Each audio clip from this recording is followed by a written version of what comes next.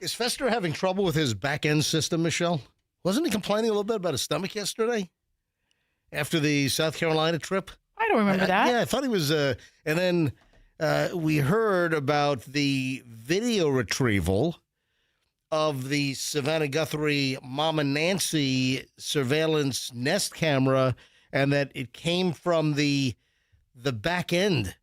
So, back end system. I think Fester might have some kind of a back end system problem. Maybe that's why he's late right now. I don't know. Yeah, there's no sign of Fester. Hey, how about the Brian Fellows Safari Planet on the way into the studio this morning? That was really exciting. Wasn't that great? Mm-hmm.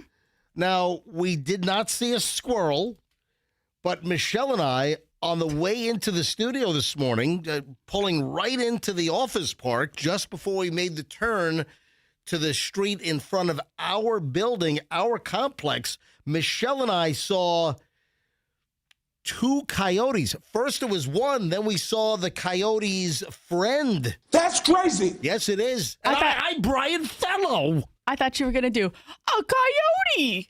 Coyote. Yeah. A coyote. I thought you were going to do it like that. That squirrel is dirty. Oh, Fester, glad you can make it. Glad you can Oh, look, he's got backpack on.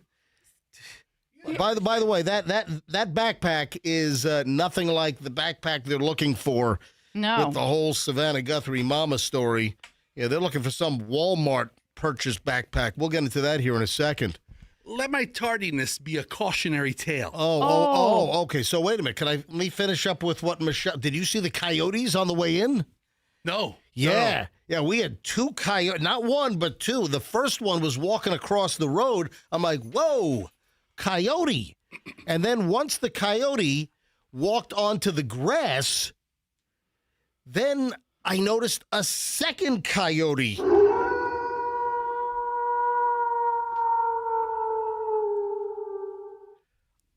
That's a terrible wolf howl. Don't we have a better wolf howl? I used to have a better wolf howl than that. That's awful. I need one with like a couple of like barks in. Like a.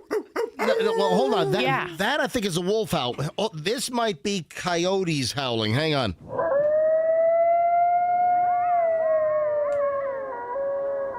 I can't tell. By the way, Scout, our female Jack Russell, howls like this. It's hysterical. Yeah, I didn't hear any howling, but those that are saying coyotes in the middle of St. Petersburg, yes. Oh, yeah. Yeah, and this is not the first time I've seen the coyotes.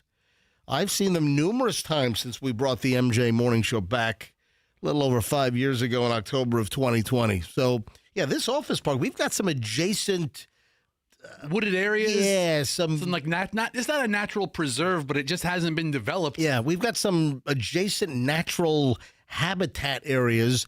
So we've seen, thank you. Andrew says undeveloped, yes, with woody areas. So I guess they must live in the woods. But yeah, two coyotes pulling into the office complex. I mean, right off of 4th and Gandy. Now, on the other side of 4th Street, there's a lot of natural, marshy grove area where there's a whole bunch of animals that sometimes make their way over, including the coyotes. And the elephants. Yes. Yes. And the tigers. Right. Oh, my. And I think I saw pandas one time. Now, but kind of a surprise. Michelle, you've never seen the coyotes. I've seen them numerous times over the years. Yeah. But, yeah, look at that. I wouldn't have believed you. And what was amazing, the coyotes had the Acme rocket skates on. Did you notice the Acme? Yes. Little Roadrunner. You know what's really crazy? Yeah. The coyote is not on the female feline name chart. It's not. Like Puma. I guess it makes sense because a coyote's a dog. Right. Oh, never mind. I take it all back. I was like, I was thinking it's not a cat. Oh, I was thinking like we have cougars. The cougars, the jaguars, the panthers, the cheetahs, the leopards, the puma, the lynx. Yeah, all of the different age groups. And when you describe the female in the age group, like, look at all let me use that in a sentence. Look at all those cougars going after the young guys at Lake Havasu during the big MTV spring break special. They weren't older ladies back then. I just threw it back to 1988. They're cougars now. Yeah. Is there not a dog equivalent list for men? Because you always hear men or dogs. Yeah. Yeah. How come you're a coyote in your 50s? You're a weasel. It's not a dog. That's a good point, Buster. I know it's not. I know a weasel's not. All right. So, what is your cautionary tale? First of all, why you're late? Is that why you're late? You walking in late, all disheveled looking? Okay, hold on. Is that part of your cautionary tale this morning? I'm disheveled looking on the best day of my life. I mean, don't make it sound like that's like, oh, you're disheveled looking. That's the standard. Mm-hmm. It's really, really foggy out there, and people are driving really slow. Oh, guess what? I also pulled that sound effect. Oh, well. And I was thinking about you while I was driving in because it wasn't terribly foggy on the bridge.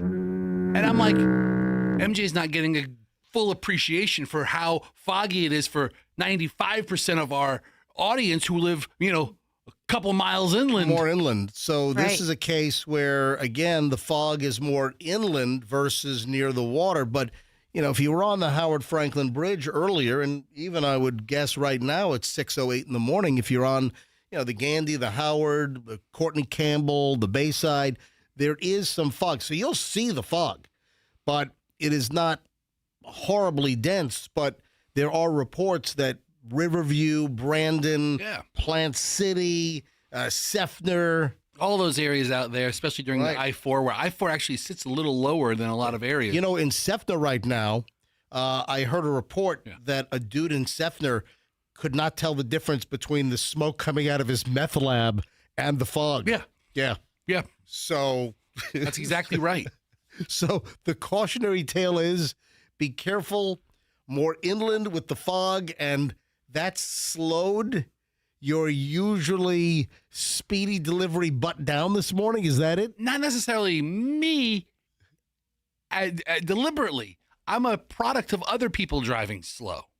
And then they drive slow, and then lo and behold, they like to stop at yellow lights instead of running through them when they're, orange. Right.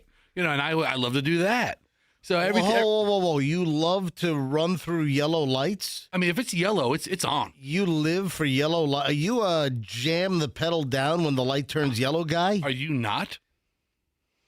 Are you not? Because I am of the belief that if you're over the line, you're good. You gotta be in the box. Yeah, why don't you tell that to the red light cameras in the city of Oh, Tampa? have you ever gotten a red light ticket, Fester? Here's Fester. That's a good question. Have you ever received? The one red light ticket I got, they sent a picture, and I was clearly in the box Eating lunch? at the line. When it was red. You had a bucket of chicken in your lap. Okay, and at the line when it was red. And I was like, okay, that's that. I ran that red All right, light. so you have gotten a red light ticket. But if you're across the line when it's yellow, like just by a wafer thin amount, that's it. That's the rule. Then you're good? Then you got to go through. Yeah. So Don't those infractions get reviewed by somebody in like the Philippines or something? that's right. Yeah. So the city of Tampa is the only municipality locally with the red light cameras, or am I wrong? I know you've got like 50 of them in Tampa. So for city of Tampa, it's a revenue generator. I'm not a big fan of them. Also, remember the scandal? There was a scandal some years ago when the red light cameras made it to Tampa that there were reports that they shortened the yellows to catch people. What? So yeah, oh yeah. I don't remember this. Why don't you look at Google it?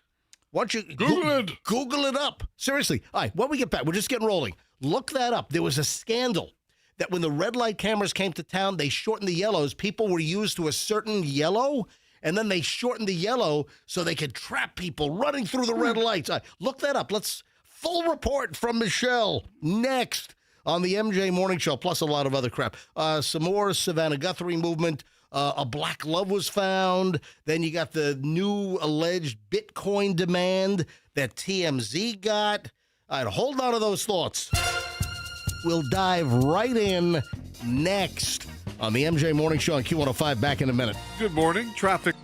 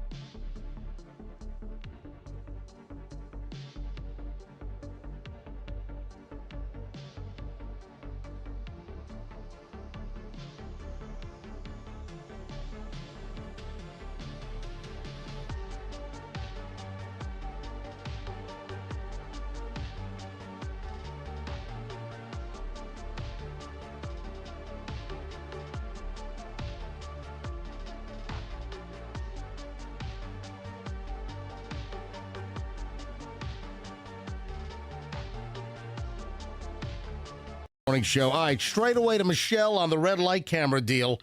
All right, what do you have? Nothing. So, as we're going to break, and I asked Michelle, hey, look up the red light camera controversy from I think it was 15 years ago in Tampa, where it was proved. I remember there was a TV investigative report. It was the I-Team. So this is what we were talking about, red light cameras. And I remember that there was an accusation. They put red light cameras at big intersections in Tampa, and then they shortened the yellows to catch people. And it was a big controversy. The reason why we brought this up, we were talking about the red light cameras, and Fester, what you brought it up. So how did you bring it up? Just with the fog out there, people are driving that's right. slower on major roads, right, which is a good thing. And they're being more cautious around lights. So when it is a yellow light, they stop, where usually it's the let's try to make it. So I tasked, Michelle loves to say that, oh, stop tasking me with stuff. So I tasked Michelle at the end of the last segment, hey, find the story from years ago where the accusations flew about the yellow lights being shortened so people got caught with the red light cameras. And just as we're going to break and Michelle was going to start the research, her Microsoft Surface rebooted with a whole Windows 11 security, super pack update. And it was a slow one. It was 5% done. 6% done. Is your computer back up, Michelle? It is. Do you have it? Oh, Fester's brought. Yeah, oh, that's so- right. Fester has a computer too, but Fester's typically Again, a terrible computer operator. Yeah, amazingly, I have the information. Yep. It's incredible. Share with me what you have. Well, so there's an investigation in Tampa. This is all according to the AI, which is usually 1,000%. Oh, that's right. It was Channel 10. Yeah. I remember that now. Channel 10, back when people knew they were on the air with news. I can't name one person on Channel 10 I right can't. You know, it's unbelievable. And then if the Nexstar Tegna merger gets approved, holy crap. Then they're going to merge the Channel 8 and Channel 10 newsrooms, and they're going to fire like probably 80% of the folks over there. I mean, that sucks. Does Dick Fletcher still do weather? Yeah. I thought Suzalenko was still doing the news. Suzalenko at 11, and then Dick Fletcher. All right, so Channel 10 did the investigation. Right. I'm trying to find dates on it. It looks like a 2011 Department of Transportation policy change. What did I say? I said 15 years ago. Oh. Look at that. They Cookies. they reduced the minimum allowed yellow light safety range from like 0.1 to point. What is it saying here? All right. I'm trying to read. Can you not read decimal? All right. So here's the deal. Investigations in Tampa and across Florida revealed that yellow light intervals at intersections equipped with red light cameras were shortened, often to the minimum allowed, typically 1/10 to 3/10 seconds less than previous safer standards, resulting in a surge of traffic tickets and revenue. It was all a money grab. You have an intersection that somebody goes through every single day for years. They know what the yellow light duration is if it hits, and then they shorten it in order to catch more people in the red light scenarios with the new cameras to jam up the revenue. A total freaking money grab. So, yeah. So they did find an email to Pasco County officials that instructed them to reduce the yellow light intervals on US 19 from a 4.5 seconds to a 4.3 seconds. And that little 0.2 of a seconds, I guess, makes a big difference for people. You know, if it's one car per cycle. Right. Just that jacked up revenue. But that was Pasco County. Mm-hmm. All right, so targeted intersections in Hillsborough County were Hillsborough Avenue in Nebraska, 50th Street in Adamo. That's Tampa. So Hillsborough County, like unincorporated Hillsborough, I don't think there were red light cameras. As well as in Valrico at Bell Shoals Road, they were found to. It might have been. It might have been region wide. No. Here we go. Hang on a second. I think that there were some cameras in the county that were there years ago that they ripped out. But I thought that only, like in Hillsborough, I thought it was only city of Tampa with the red light cameras now. It looks like it might have been a little bit wider. Like at the one that you just mentioned, the Bell Shoals Road. Out in the Valrico area. 4 seconds to 3.6 seconds. Well, it's a big reduction. Right. Yeah, absolutely. So, yeah, and who knows how many municipalities didn't get caught and then inched it back up once they saw Channel 10's report. Right. Good investigative reporting on Channel 10's part. But yeah, so that's the thing we were talking about earlier. But I am of the belief when those cameras are still out there. City of Tampa loves them. And you see them flashing often. All the time. Yeah. So, but if you cross the line and it's yellow, you're good.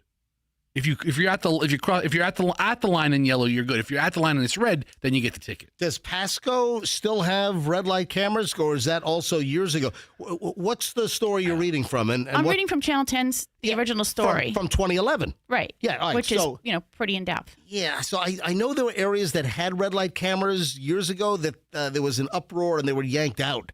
And I think the county, Hillsborough County, I thought was one of those, and only city of Tampa keeps the red light cameras.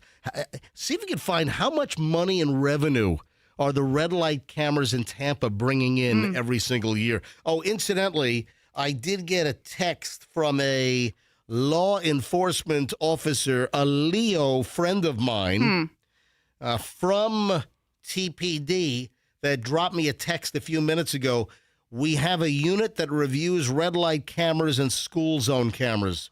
So I guess those are done locally, at least for city of Tampa, versus some I think what I some heard. boiler room operation in Indonesia. I think what I heard was that the camera company might have been out of like Cincinnati or something. So a big portion of the revenue was directed out of the area. Yeah. Hey, why is your phone going off? How about putting your phone on mute? Yeah. I got just ba-ding, ba-ding, ba-ding, ba-ding, ba-ding. Just letting you know to move along. Yeah. By the way, He does I this. positioned your phone number in a slightly different spot behind Michelle's head. Okay. So I think more people. Hey, Andrew, is Fester's phone number more visible now on Fester's camera? Or I'm Michelle's sorry, camera. on Michelle's camera? But just put Michelle on full frame. Put Michelle on full frame, and Fester's number is crystal clear. Yes. All right. I'm getting everybody in Pasco County blowing me up right now. What is Pasco saying? Pasco County still has red cameras. Okay. All right. Another person says Pasco County has red cameras on US 19. I have. Phones are ringing too. Carrie, see if the phones work today. Yeah. Hey, Carrie in Oldsmar. Yeah, that's what I was- Hey, Carrie, welcome. Hello. Yeah, I was just going to let you know that I know that they have a red light camera at 19 in Ridge because I got a ticket there, and they also have one at 19 in Trouble Creek. All right. How egregious was your blow through the? Well, it's like you know, as soon as that light turns yellow, you better put on your brakes and stop. And I just couldn't because it was raining that day, and it was yellow. It was yellow, but I still got a ticket. Officer, the light was yellow. But you can't fight it, so what are you going to do? You're just going to pay it. You can fight it. Did they give you photographic evidence? And you know what? I bet that they had SCMODs. I bet you the cops had state, county, municipal offender data systems. SCMODs. Right. Yep. So Actually. they should have a photograph of you at the line and it being red. Yeah, it shows you just going under it, just under the line as it turns red. Hey, did you see a nice picture of yourself driving all recklessly?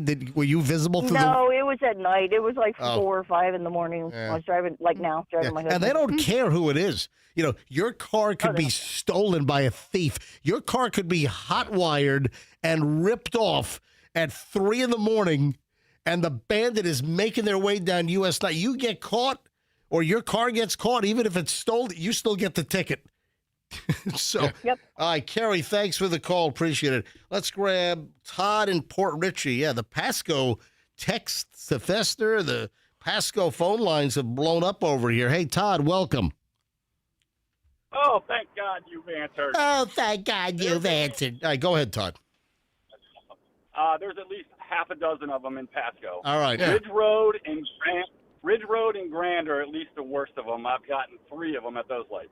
Gotcha. All right. And it seems like the yellow lights don't last as long at those lights for some reason. Yeah. So, hey, Todd, what year were you born in? 1972. Yeah, see, Yep. you're in the Todd zone. Yeah, you're in the Todd squad zone. Yeah, because I'm 1966, and the name Todd, my real name, that only lasted. It was like mid to late 50s to like mid 70s. That was like the hot Todd time, the hot toddy. All right, that was the hot toddy time, and then it fell off like a cliff. But then we had T.J. Miller on yesterday, the great comedian, Ehrlich Bachman from the great HBO series Silicon Valley. Somebody had asked me. That was the show. Yeah, someone else. Remind me, I got to email somebody. Yeah, Silicon Valley, because someone said, hey, you mentioned a bunch of HBO shows that you liked yesterday. What was, I didn't get one. And yeah, Silicon Valley is hysterical. And then T.J. Miller, the comedian, is going to be in town. We had him on yesterday, and Michelle and I are going. Hey, folks, if you want to go with us to the show, go buy tickets, because T.J. Miller is going to be at the Funny Bone in Ybor this Friday night and Saturday. And he's doing 2 shows on Friday night, like at 7 and 9:45, and then he's doing 2 shows on Valentine's Day on Saturday, and it's at the Funny Bone in Tampa. Michelle and I are going to be at the 7 o'clock show on Friday, because I love T.J. Miller. I don't go to a lot of comedy clubs, but, man, T.J. Miller, I love this guy. So, and the tickets are like $37. I mean, it's reasonable, like Right. all in. I mean, hey, Friday night, Saturday night, go. But hey, the point is, I'm sorry to go off on a little tangent there, but the point is that T.J. Miller's real first name is Todd, and he was born in 1981. He might have been the last person that parents named Todd on the planet. that late in 1981, Todd? I didn't like the name when I was a kid, but now I love it. Hold on. Not too many people have it. Yeah, now you love the name Todd? Well, I heard the George Carlin bit on the name Todd. Have you heard that? No, I never. You never heard Todd? No. George Carlin Todd? You know what? Hello, Todd. You know, it sounds familiar. Todd. Yeah. What kind of name is Todd? Todd. Well, also, but then Saturday Night Live did that with the Loopners and, you know, the nerdy. That was like Bill Murray and Gilda Radner years ago. And I was a kid. I was a little kid back then. All right, Todd. Thanks for calling, Todd. All right, Todd. Have a nice day. Have a nice day, Todd. What are we having a Todd off over here? All right. Well, Over and over again, yeah. So 1968 was peak Todd popularity. Yeah, there you go. And now, last year, per million babies born, All right. 32 of them were named Todd. Yeah, great. Look at that. Hey, Roland, I got 30 seconds. Go quickly. What's up? Hey, buddy, I just let you know that they still have red light cameras in Clearwater Beach. Yeah. They got me. I'm a professional driver. I drive for a limousine company. Yep. And we still have them. And just to let you know, when you're pulling up to a street light, the lanes turn solid. That gives you, okay, when the lights go to change, if the speed limit is 35 miles per hour, it gives you 3.5 seconds to get through the light. But when you're pulling up the intersection, you're going to start looking at this now. The lanes turn solid. That gives you, if you're in the solid lanes, that should get you through the light without getting a ticket. You mean the solid line that where you're not supposed to change lanes as you approach an intersection? Yeah, I got you. Hey, Roland, thanks for the call. Man, phones and texts exploded on this thing. You would have had more time for Roland if his name were Todd. Yeah, Todd. Hey, Roland. Hey, my Roland Jupiter 8 is worth a fortune, I'll tell you that. All right. So new Nancy Guthrie note went to TMZ, and we'll get into this in more detail later because I got a break because we have morons on the news coming up. So a new demand went to TMZ. I don't know if this is real or fake, but the note that went to TMZ yesterday claimed that they know who the kidnapper of Nancy Guthrie is, and they want 1 Bitcoin. That's like Dr. Evil. 1 million, 1 Bitcoin. All right, we'll get into that later on. Morons in the news next on the MJ Morning Show here on Q105, 104.7 FM. Hey, if your air conditioning goes down, if your heating goes down when we have the cold snap, I'm going to tell you how to remedy that situation immediately. You get a hold of Air Rescue. So Plan B Air Conditioning was a longtime advertiser here on the MJ Morning Show, but no more. Nope, they told me to pack it in. Bye-bye, MJ. We're Plan B Air Conditioning, and we're fleeing. All right, well, it's not that exciting. So they're just changing the name to Air Rescue. So Kenny, who owned Plan B Air Conditioning, also ownership in Air Rescue, and they're just consolidating. So if you've heard me talk about Plan B Air Conditioning, it's now Air Rescue. Same great company, great technicians, honesty, integrity, same deal. Mention me, MJ, get 10% off. Any air conditioning problems, folks, new installation, it's airrescue.com. If they're not there when they say they're going to be there, you don't pay the diagnostic fee. Simple as that. Airrescue.com, 888-NEVER-WAIT is the phone number. That's easy, 888-NEVER-WAIT. Airrescue.com, and tell them that MJ sent you. Hey, with Valentine's Day coming in hot, some great stuff going on at Genesis of Tampa. So if you're looking for a Genesis car or SUV, they are phenomenal. They look great. I mean, they look rich. I mean, just the designs of the Genesis vehicles look good. You want to know a little secret? They stole one of the designers from Bentley. The expensive jillion-dollar Bentley vehicles. So that's why these Genesis vehicles look so good and rich looking. So Genesis of Tampa is brand new. They just opened up a couple of months back. So wherever you are in the Tampa Bay area, you have another option to shop and get the best deal on a Genesis of Tampa. And to show extra love to the customers at Genesis, Valentine's Day, listen to this. If you test drive any vehicle, February 12th through the 14th, you'll get a free Valentine's-themed T-shirt as well as $250 off your vehicle purchase. If you buy on the 14th, you'll get another $250 to cover dinner for two that night. How about that? All kinds of cool stuff always going on. Genesis of Tampa, they're located at 275 in Bears, right off the interstate. It's genesisoftampa.com, and tell them that MJ sent you. Traffic's on and morons in the news next. There's some cloudy and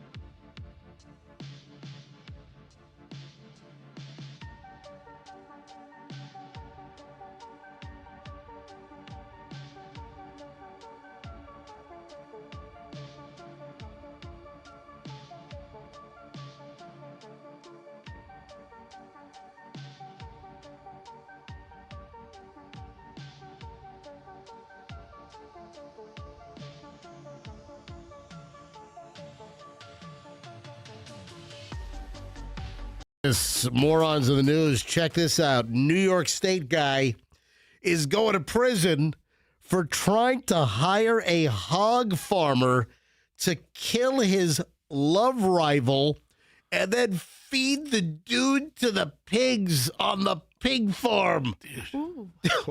Talk about getting rid of the evidence. That's the way to do it. Oh, man. This is insane. Yeah, so a sentence was handed down Tuesday, so a couple days ago. Only 7 years, though. 7-year prison sentence handed down on Tuesday for an individual trying to hire a hog farmer to kill his girlfriend's ex and feed him to the pigs. This wasn't that the sequel to the Silence of the Lambs, which was meh. What was it? Hannibal, right? Wasn't the sequel to Silence was Hannibal? Wasn't that at the end of the movie, how they got rid of the evidence of the bodies? Yeah. You know what? I remember every second of the Silence of the Lambs. Some fava beans and a nice Chianti. Yeah, Chloe's going to turn that into a GIF right now. Or, I'm sorry, a GIF.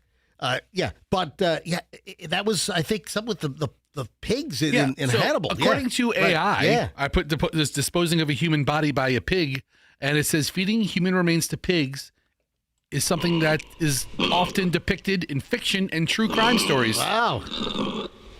I think that was on Forensic Files on HLN one time. And while pigs will consume human flesh, it is illegal and considered an improper method of disposal. So do pigs have like eggs and human? Yeah. So for breakfast, pigs have eggs and human. We have eggs and bacon. They have eggs and human, right? Green eggs and human. I do not like them in a trough. I do not like them in my sty. I do not like them in my eye. Or in your pie. Well, a sty and a trough is pig related. Right. I mean, pie. Who's talking about a delicious pie? I was trying to rhyme it with you. It's not easy being a rhymer. It's not. No. So, yeah. So, okay. So, in New York, the guy tries it. So, 7 years seems like a really low sentence. It was only an attempt. And guess... Nobody actually died. Guess what the amount that he was offering? It was like $1,000 and a bottle of wild turkey bourbon. Oh my gosh. That was the deal. Okay, I'll tell you what. We're going to kill my girlfriend's ex, and then we're going to feed him to the pigs. For that deed, I'll give you $1,000 and a bottle of wild turkey bourbon. Yeah, unfortunately for Gial Sutherland, or Gial, it's Jeal, the hitman was an undercover FBI agent, because guess what?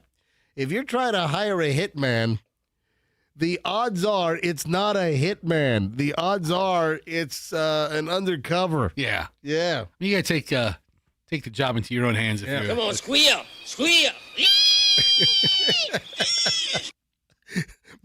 Look at Michelle's face. Hey, grab MJTV when I play that soundbite. Come on, squeal. Yeah, I don't know. In the last year or two, I showed Michelle The Deliverance for the very first time. And Ned Beatty had a good old time. Come on, squeal. Man, that's rough.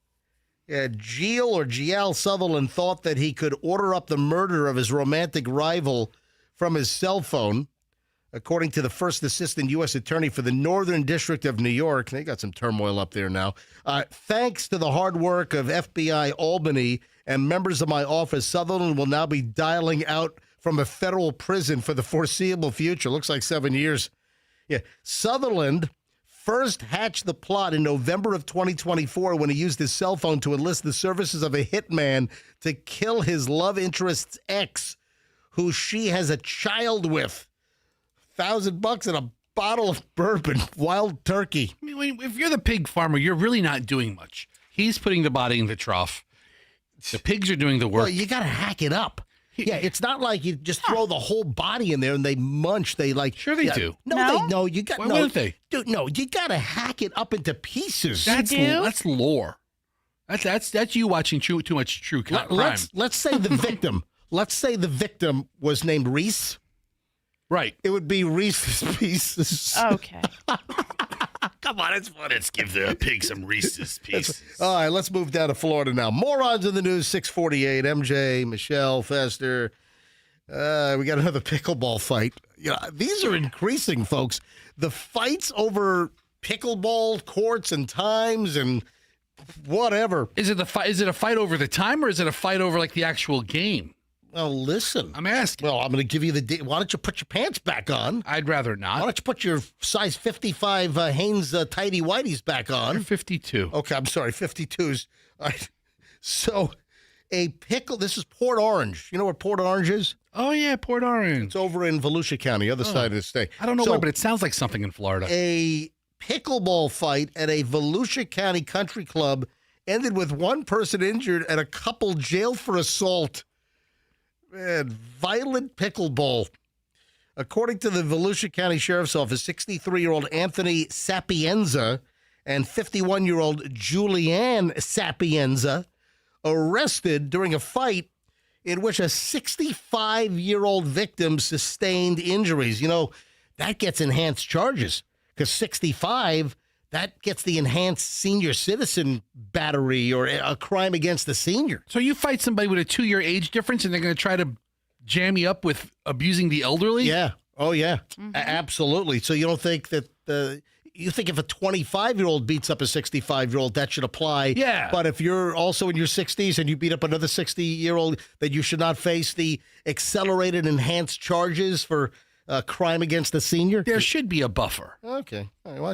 Why don't you propose that during the current new session I will. Like a 2-year buffer. I'm gonna write my state rep. up in Tallahassee? Why don't you jump on that? Yeah. So the fight broke out at the Spruce Creek Country Club. I like pickleball fights. Deputy said that during the pickleball match, an argument ensued. Insults were flying. Whoa. And then the Sapienzas, husband and wife, attacked the dude. Hey, you don't want to mess with the Sapienzas, okay? Yeah, I wonder if they threw paddles.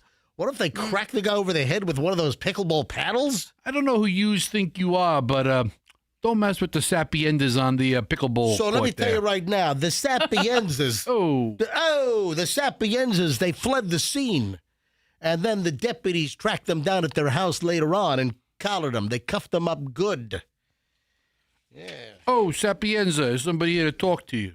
Tell you what, Mr. Sapienza looks like he might have played some extra parts in The Sopranos. He could have. He Oh, absolutely. central casting. Look at this guy.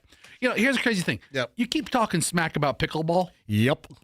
I have a feeling, no proof, that if you actually tried it, you'd like it. And you know what? I think you'd be good at it. I think you'd like it. I think you'd be good at it. And you're so prickish toward it. Right. Or prickly. I'm sorry. I meant to say prickly. You're so prickly toward it. Just be honest. You just want to call me a prick. No, if I wanted to, I would. But you have such this. Why just call me a dick? Oh, okay, that's not what I was thinking. But you have this bias against all things related to pickleball. You put up such a defense against it. And I bet you'd really like it. I do have a bias. Well, also our good friend Robert Davi, the actor. Oh, by the way, he's going to be in the next season of Tulsa King. Okay. You know what? He could be your partner. He could be your pickleball partner. Robert Davi? I ought to give Davi a call this morning because he was supposed to fly up to Atlanta last week or the week before. Who cares? He was shooting episodes for the new season of Tulsa King with Sylvester Stallone. You mean Tulsa King is shot in Atlanta? And yeah, it is. And it's not Atlanta It's King? not. I think the first season was shot in around Tulsa, And then I think Sly said, "Man, I hate Tulsa." So they moved production to Georgia. So much stuff is being done in Georgia. Tulsa King can't get away with that crap in Atlanta. Yeah. I'll tell you right now. Yeah. But MJ, if you played pickleball with somebody that kind of moderately knew what they were doing and could, kind of bring you along a little bit until you got the hang of it, I bet you would love it. So the reason why I brought up Robert Davi is because he was involved in that whole mess in his Apollo Beach community, where they were trying to put pickleball courts behind a whole bunch of homes where there are tennis courts now, but pickleball is so much louder than tennis.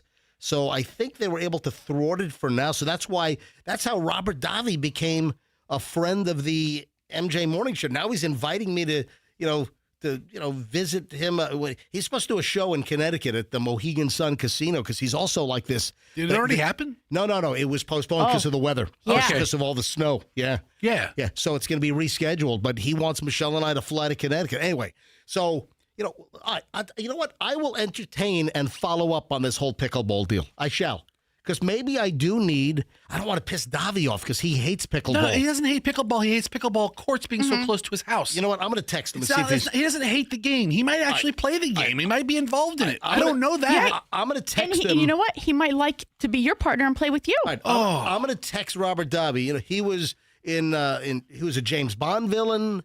He was in the Goonies. He was one of the Fratelli brothers. Yeah. He's a really cool guy, and he's a new friend of the MJ Morning Show over the last 4 or 5 months or so. Yeah, I'm going to send him a text during the break and see if he can come on. 6:54 at the MJ Morning Show, and I will pursue the pickleball thing. You know what? I do not like green eggs and ham. I do not like them Sam I am. That's kind of what I don't like pickleball until maybe I try it, and then I do like green eggs and ham Sam I am. I think you would enjoy it. You like things that are kind of physical in nature, and you like to you do your things. All right, 7 o'clock hour is next on the MJ Morning Show, and when we return, Michelle, we got to talk about the hotel deal. Something you said forever is starting to get more traction. Things that you shouldn't use in a hotel or a motel. We'll get to that coming up in just a bit here on the MJ Morning Show. My friends over at Zero Res want you to know they've got a great deal going on for February. Take advantage of this. If your carpets are nasty, how about getting your carpets cleaned and boom, take 20% off. 20% off all standard services with Zero Res carpet and air duct cleaning this month. Hurry. It only runs to the end of the month, and as you know, February is a short month, so jump on this. So your carpets are nasty, they're stained. I mean, come on, you don't have to deal with it. You don't have to put up with it. I mean, don't try scrubbing it. Call the pros in. Call in Zero Res, and they're not going to use the chemicals and the harsh soaps and all that residue that the other carpet cleaning companies leave. You want Zero Res because they use ZR water. They don't leave the residue. Your carpets stay cleaner longer because, the other companies, their residue attracts dirt faster. It's a no-brainer. Right now, Zero Res, 20% off. Just call them up. Go to the website, ZeroResTampaBay.com. You got to mention me, MJ. ZeroResTampaBay.com and mention me, MJ. Two college brothers moving and storage want to make sure that your move is brilliant and stress-free. How do you do that? You call Two College Brothers. So you might be making a move, hey, maybe a new house, you're moving to a new apartment, a new condo, town, whatever. Maybe it's a friend. Maybe it's your neighbor. Maybe it's your kids are moving. I'm going to tell you right now, friends don't let friends hire bad movers. And there are a lot of crap dumpster fire movers out there, folks. Get a hold of twocollegebrothers.com. Smartest move you'll ever make. Remember, you have the others, then you have the brothers. It's got to be Two College Brothers Moving and Storage. Mention me, MJ. They'll give you a whole stack of free moving boxes. They'll drop them off at your house. That's a terrific value. Check out their reviews. Over 1,100 five-star reviews. TwoCollegeBrothers.com, the smartest move you'll ever make. The Kemp Law Group has handled or is handling 2 car crash cases involving the MJ Morning Show. Number 1, it's been settled, and Shorty Shane is happier than a pig in bleep on the pig farm where the guy tried to, off the dude and have the pigs. So listen, Shorty Shane is really thrilled. His case settled quickly. Shorty Shane, a friend of the MJ Morning Show, you've heard him on the show. He's been on the show many times. He was rear-ended out in Lakeland so hard that he was shoved into the car in front of him. He was sandwiched. And he just scored. I mean, for pain and injury and the damage to the car, Kemp Law Group settled it. A little more complicated case is the Uber that smashed into Fester's wife in downtown Tampa, and then the Uber driver apparently fled the country. But the Kemp Law Group is handling that. If you're in a wreck, folks, you need to recover. Accident or fall, you call Kemp Law, kemplaw.com. Tell them MJ sent you. Traffic's on. MJ Morning Show, 7 o'clock hour next. There's some...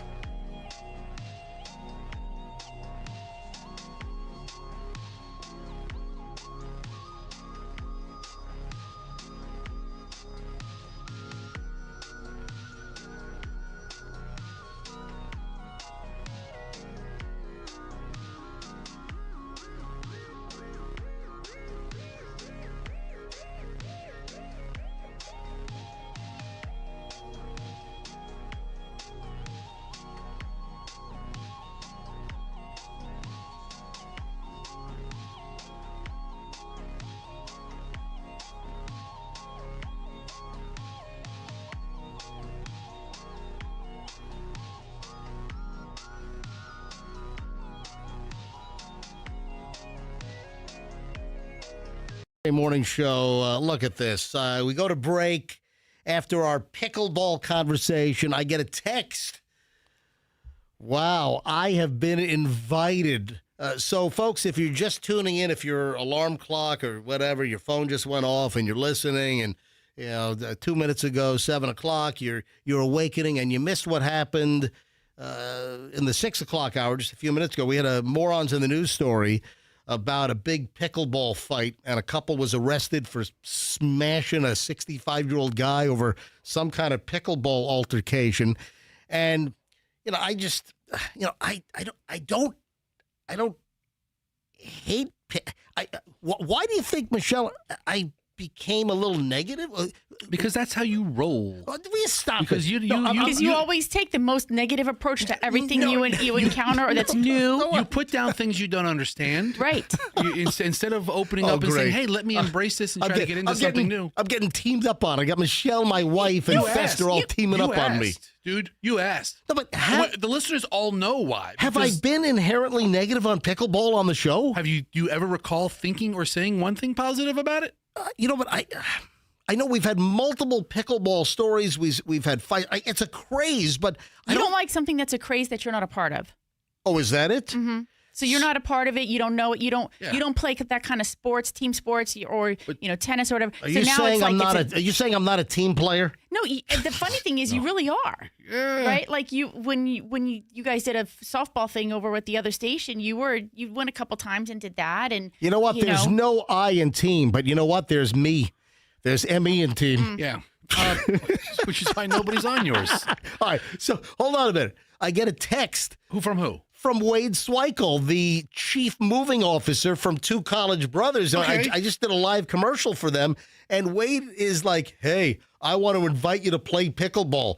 Wade, welcome to the MJ Morning Show again. Hey, MJ, how you doing? All right, so clearly you're listening to the show. You heard the pickleball Morons in the News story. Hey, did I do a good job with your live spot a few minutes ago? Oh, yeah, fantastic. Well, thank you. Always a great job. Thank you. I always appreciate it. All right, so Wade from twocollegebrothers.com. So, Wade, why don't you tell Michelle and Fester the text you just sent me?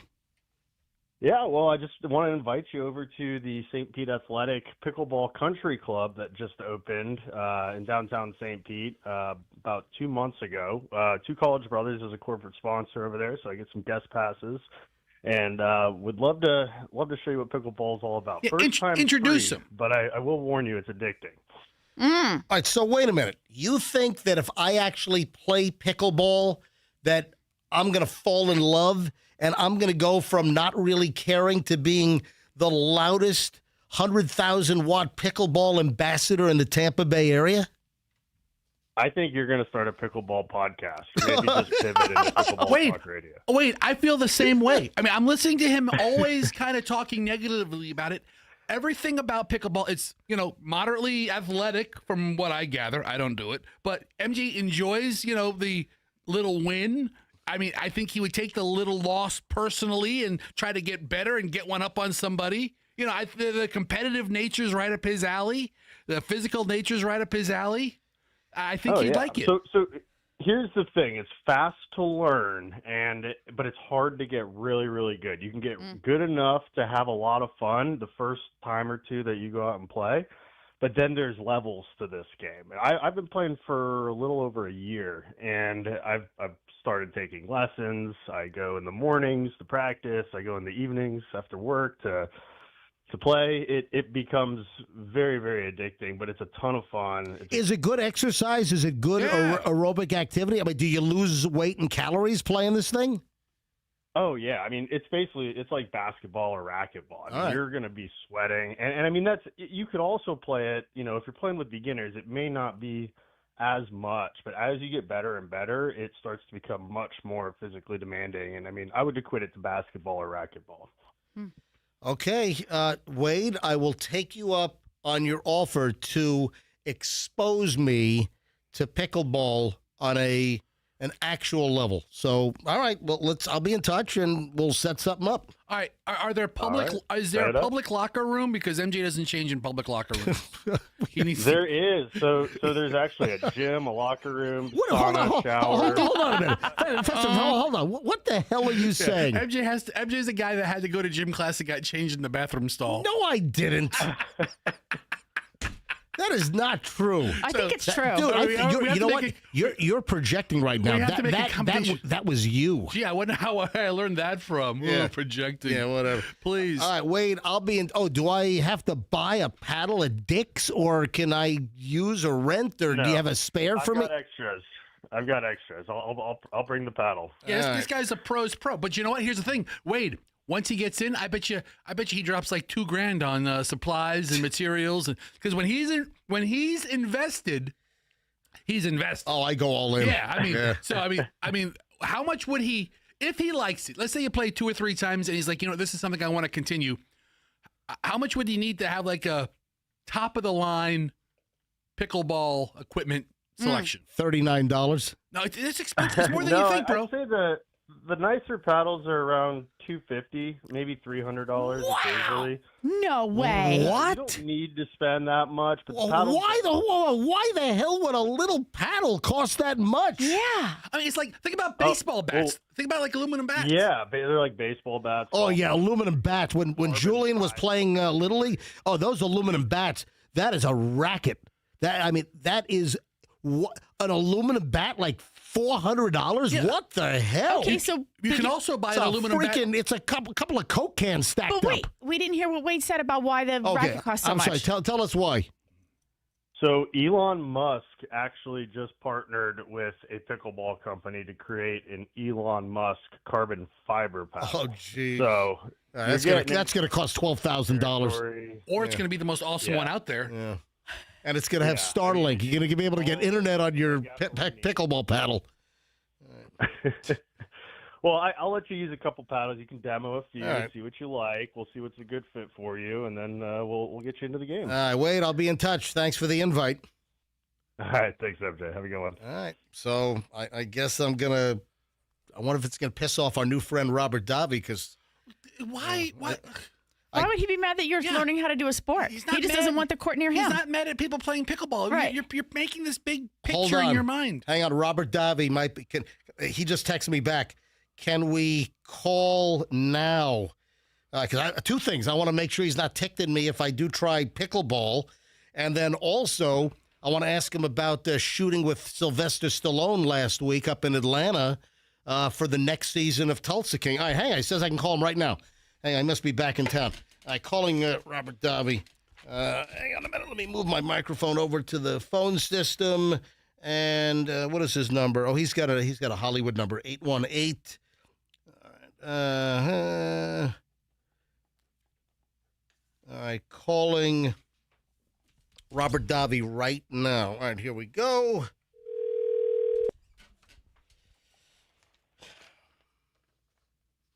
Buongiorno.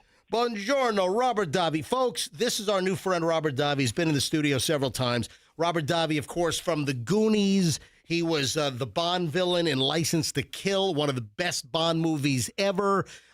So, Robert, I got to run something by you. And Michelle's here, Fester's here. Dude, you can't be ticked at me. But I want to hear what you have to say. So we had a pickleball story in Morons in the News. There was a big fight over on the other side of the state. Husband and wife gets into a fight with a 65-year-old guy on the community pickleball court. They rough the guy up. They bash him. They flee the scene. They get arrested.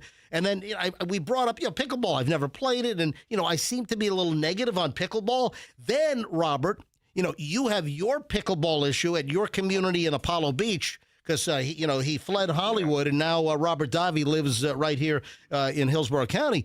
And the problem that Robert Davi has had is in his what's the name of your community, Robert? Andalusia. Beautiful community. Yeah. Great community. But the pickleball issue was they were trying to convert old tennis courts into pickleball courts. And Clay courts. Yeah, and it makes a racket, much more noise than a regular tennis court. So, we had Robert in and, the Hillsborough County Commission's involved. I mean, this is like a huge. I mean, this is just a mess. So, Robert, here's the deal.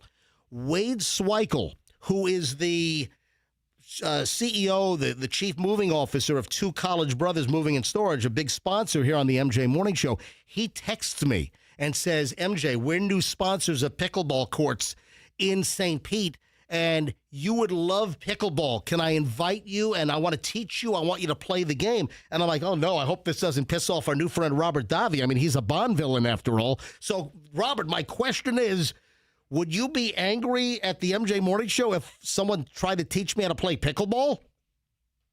Why would I? I have nothing against pickleball. I have a pickleball against courts being built within 25 to 100 to 250 feet of residence, right, of homes. Okay. And let me give you let me give you the protocol on this. Yep. Pickleball can be a load of fun, but our amenity is a 30-year-old. We have for 30 clay courts they had here. That was one of the attractions I came. Clay courts. Yep. Not asphalt or cement, clay. Anyway, they let them dissipate. But I have nothing against pickleball.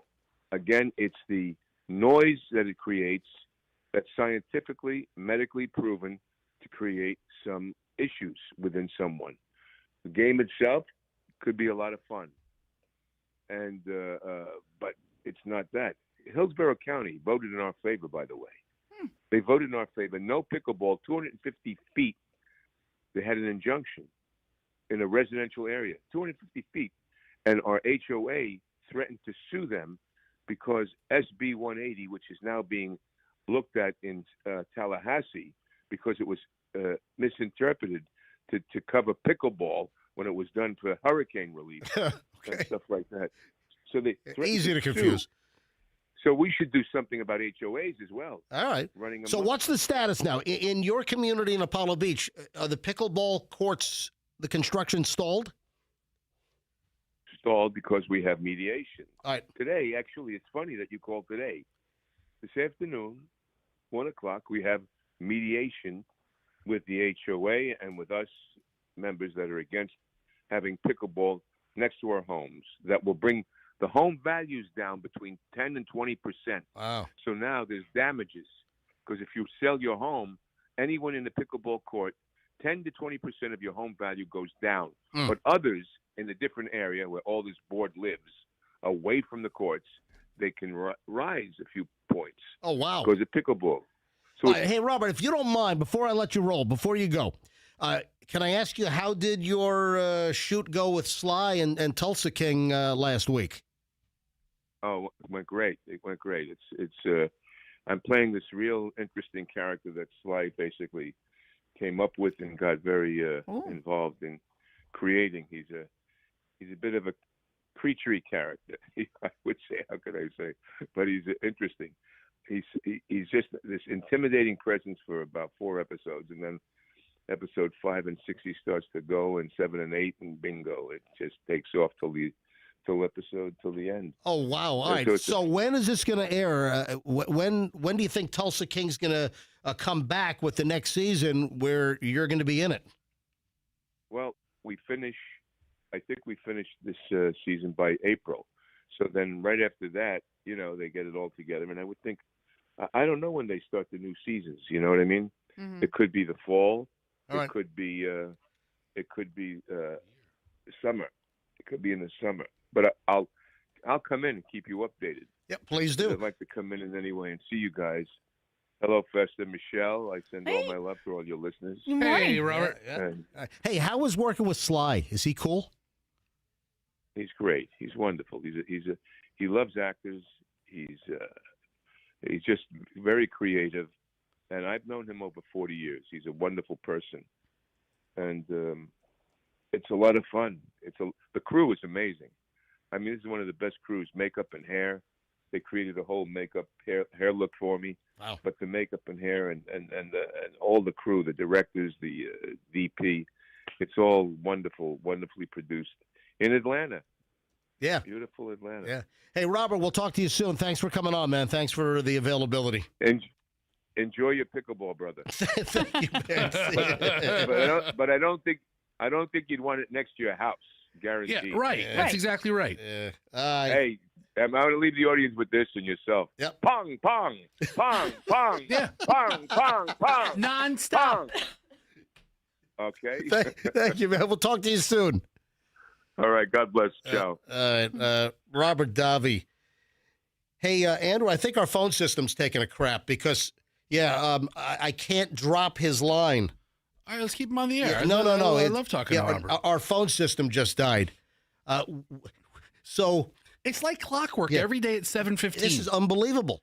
Our phone system has just died again. Wasn't it yesterday 7:15? Yeah. So so here's the deal. I was about ready to go to phones to do a stress test because we were told yesterday that they think they've narrowed down the phone system problem in the building, and we all had high call volume around this time where the system took a dump.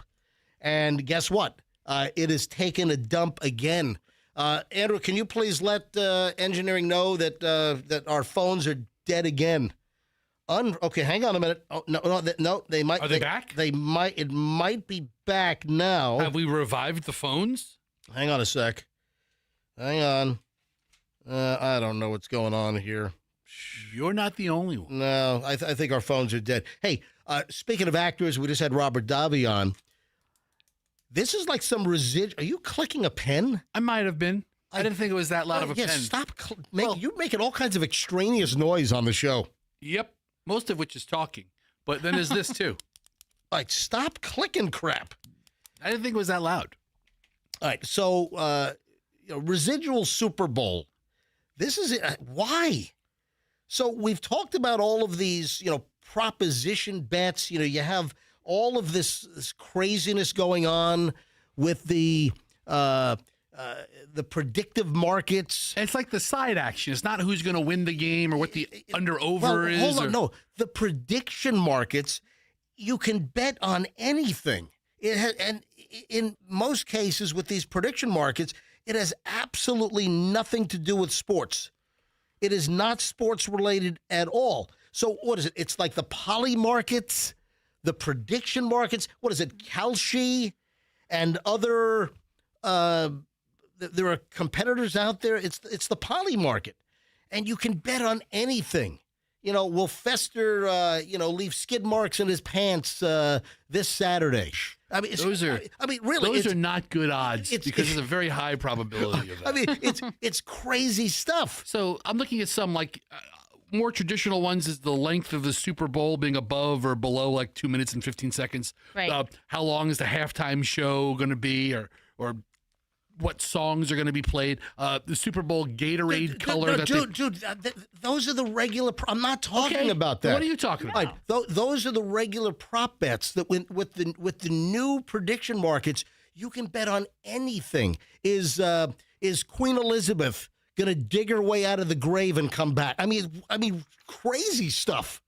And maybe not so crazy, but a lot of the prediction markets, it's not sports related. However, there's one thing here regarding Mark Wahlberg. I just found out about this after the fact. Mark Wahlberg, the actor, more than $24 million was bet on whether Mark Wahlberg would attend the Super Bowl. What the living bleep? Are you kidding me? It seems like you could get some insider information on that. So this was a Kalshi bet, one of these prediction markets. More than $24 million was wagered regarding the question whether Mark Wahlberg would attend Super Bowl 60 last Sunday. What? Did he go? And Mark Wahlberg's number was greater than the 31 other celebrities and politicians that were also bets that you could take and make. Who the hell? I don't know. This is bizarre. I don't do any of the sports betting. I don't do the. It doesn't attract me. I don't get it.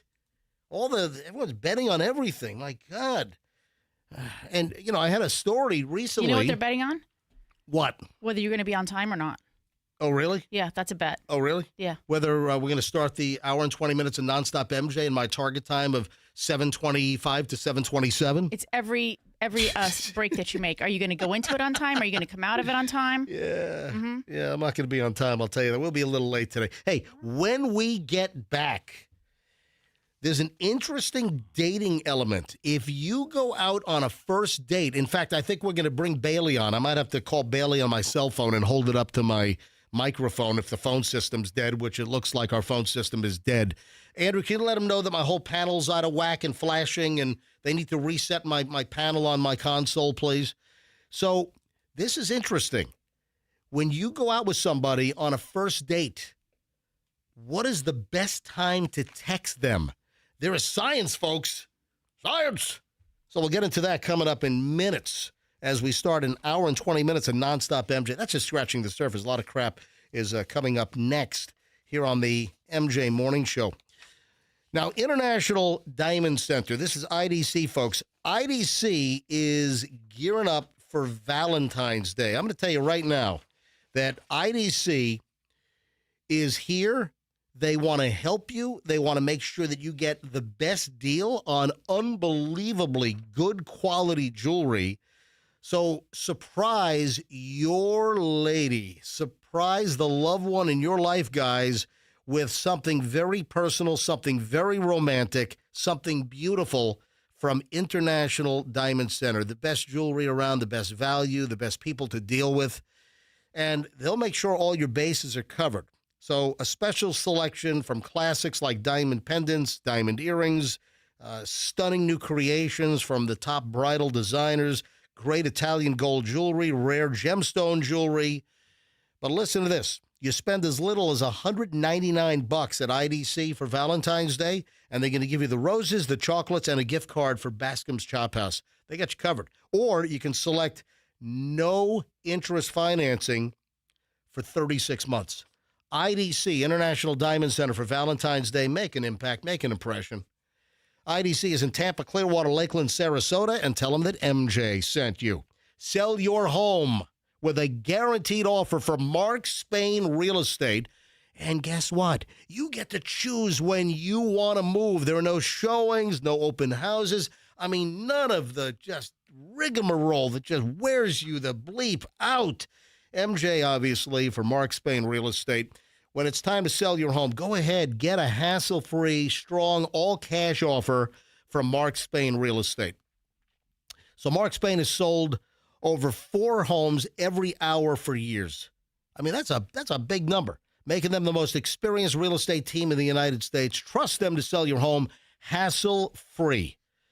Bottom line, selling, you got to call Mark Spain Real Estate. Steve says my experience with Mark Spain Real Estate was beyond 5 stars. Not only did I get an amazing offer on my home, but we closed quickly, too. I'm appreciative of Mark Spain Real Estate. That's from Steve. So when it comes time to selling your home, folks, Mark Spain Real Estate, go to markspain.com, get a guaranteed cash offer on your home today, markspain.com, and start packing. Traffic's on. MJ Morning Show, 1 hour, 20 minutes, nonstop next. In Pinellas, a vehicle...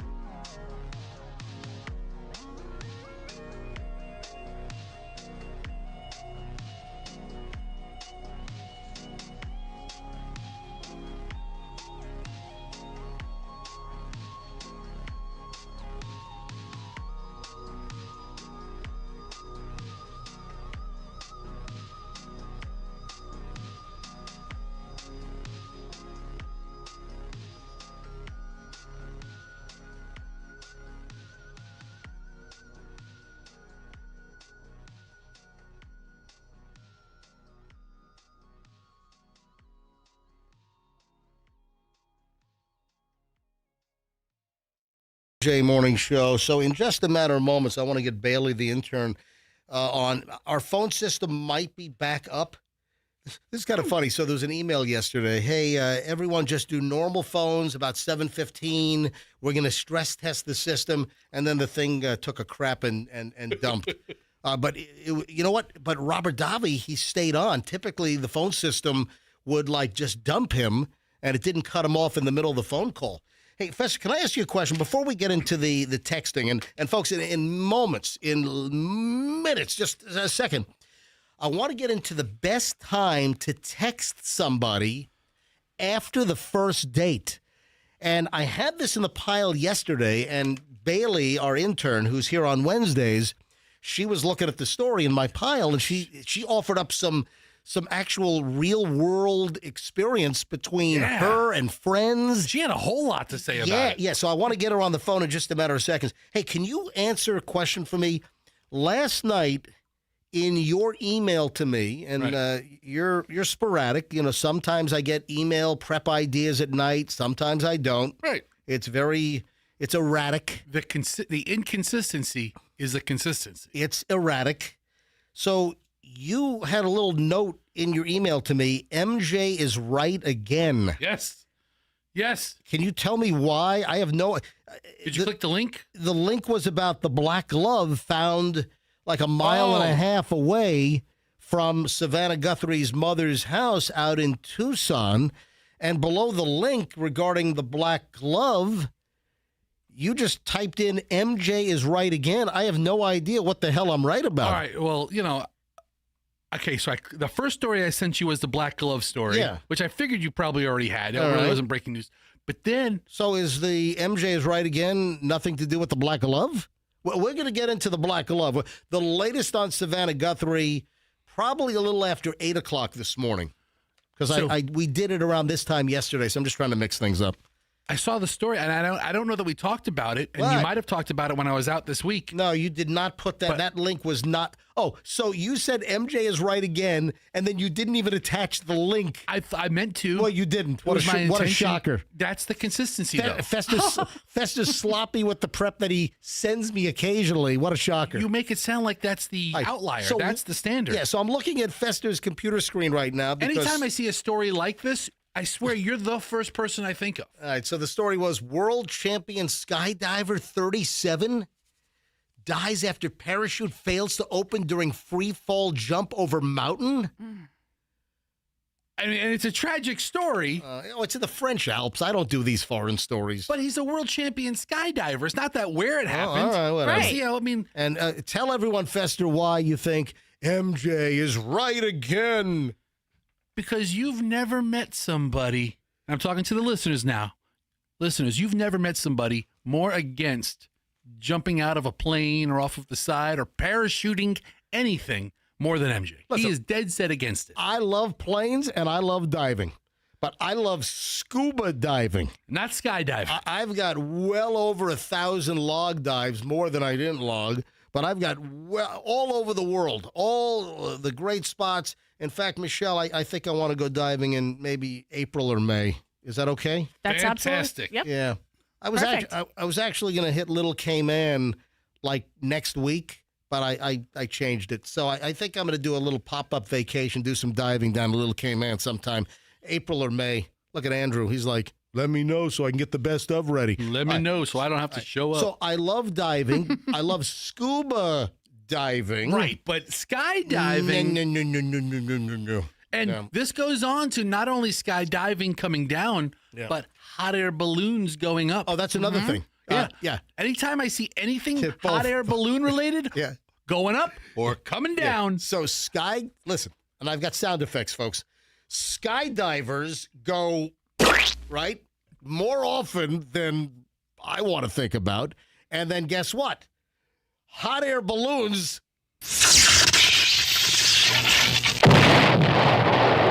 hitting power lines, man. I don't want to skydive, and I'm not going in a hot air balloon.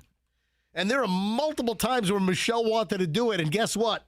I shut her down. Michelle, can you name 2 times that I shut you down? Well, one was in Africa. We were supposed to have like breakfast on the Serengeti. Yeah, yes. yeah. That was, Yep.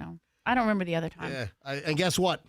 The balloon that the other people on our tour went on crashed. We never saw him again. No, I'm kidding. I'm making that up. And what's the other? I just said I don't remember. Remember before I came to Tampa for the Power Pig in '94, we were over in West Palm, and for the first couple of months in '92, when I got the job over in West Palm, we were actually in Fort Pierce, and there was some like big hot air balloon festival in Fort Pierce, and you were like, "Let's go ride a hot air balloon." I said, "Nope." And that was like 1992 or 1993, just before we came to Tampa. Yeah. So how about that? All right. So once again, Fester's correct. I'm right again. About one particular subject. All right. 7:35 at the MJ Morning Show. Let me get Bailey on the phone. Do we know, is the phone system working? Hello? That doesn't sound good. Oh, no. We're repeating ourselves. This is I'm repeating on myself. Hello? Check. Oh, now it stopped. Well, I brought up the phone system, and it was, did you hear that? Yes. That was weird. All right, so it has been revealed the best time to text somebody after a first date. And this is scientific. And if you want to be too cool, if you want to be all nonchalant about it, it can backfire on you. Now, let me try to get Bailey on the phone. I'm going to attempt to use our phone system first. And, Andrew says good luck with that. All right, so let me try Bailey first on our phone system. If not, then I will call Bailey, our intern, on my cell phone. All right, let's see if it works. All right, hang on a minute. Oh, it is coming up. All right, she's a 609er because she's from southern Jersey. All right, and then... Okay, here we go. I'm trying Bailey. The subscriber you have dialed is not in service. Oh, jeez. If you feel you've received this message in error, please hang up and try your call again later. We do feel that way. Oh, no, All circuits are busy now. What? Please try your call What is again going later. on? What hang on, I actually misdialed. Let me try it one more time. That's what's going on. You're yelling what's going on, and you misdialed. I did. I was one digit off. Yeah, that's misdialing. Listen, yes. I'm jittery. I'm live on the air, and I don't know if our phone system breaks every day. Take a breath. I need Xanax. You need something, man. All right, I think I got it now. Hold on. Sure. All right, let's see if it works. Hang on a minute. Oh my God! Okay. But it's not lighting up on the board, but it is ringing. Hello? Oh, well, so I'm not going to be able to dump her, but hey, Bailey. Hello? Bailey, the intern, who comes in on Wednesdays. This is a special appearance from Bailey on a Thursday morning here on the MJ Morning Show. So we kind of set this up that the best time to text somebody after a first date is kind of known according to science. And let me give the details here. And then I want to hear about Bailey, who's 21? Yes. Yeah, Bailey's 21, a student at University of Tampa. And in a nutshell, the best time to text somebody, I'm going to give you the different breakdowns.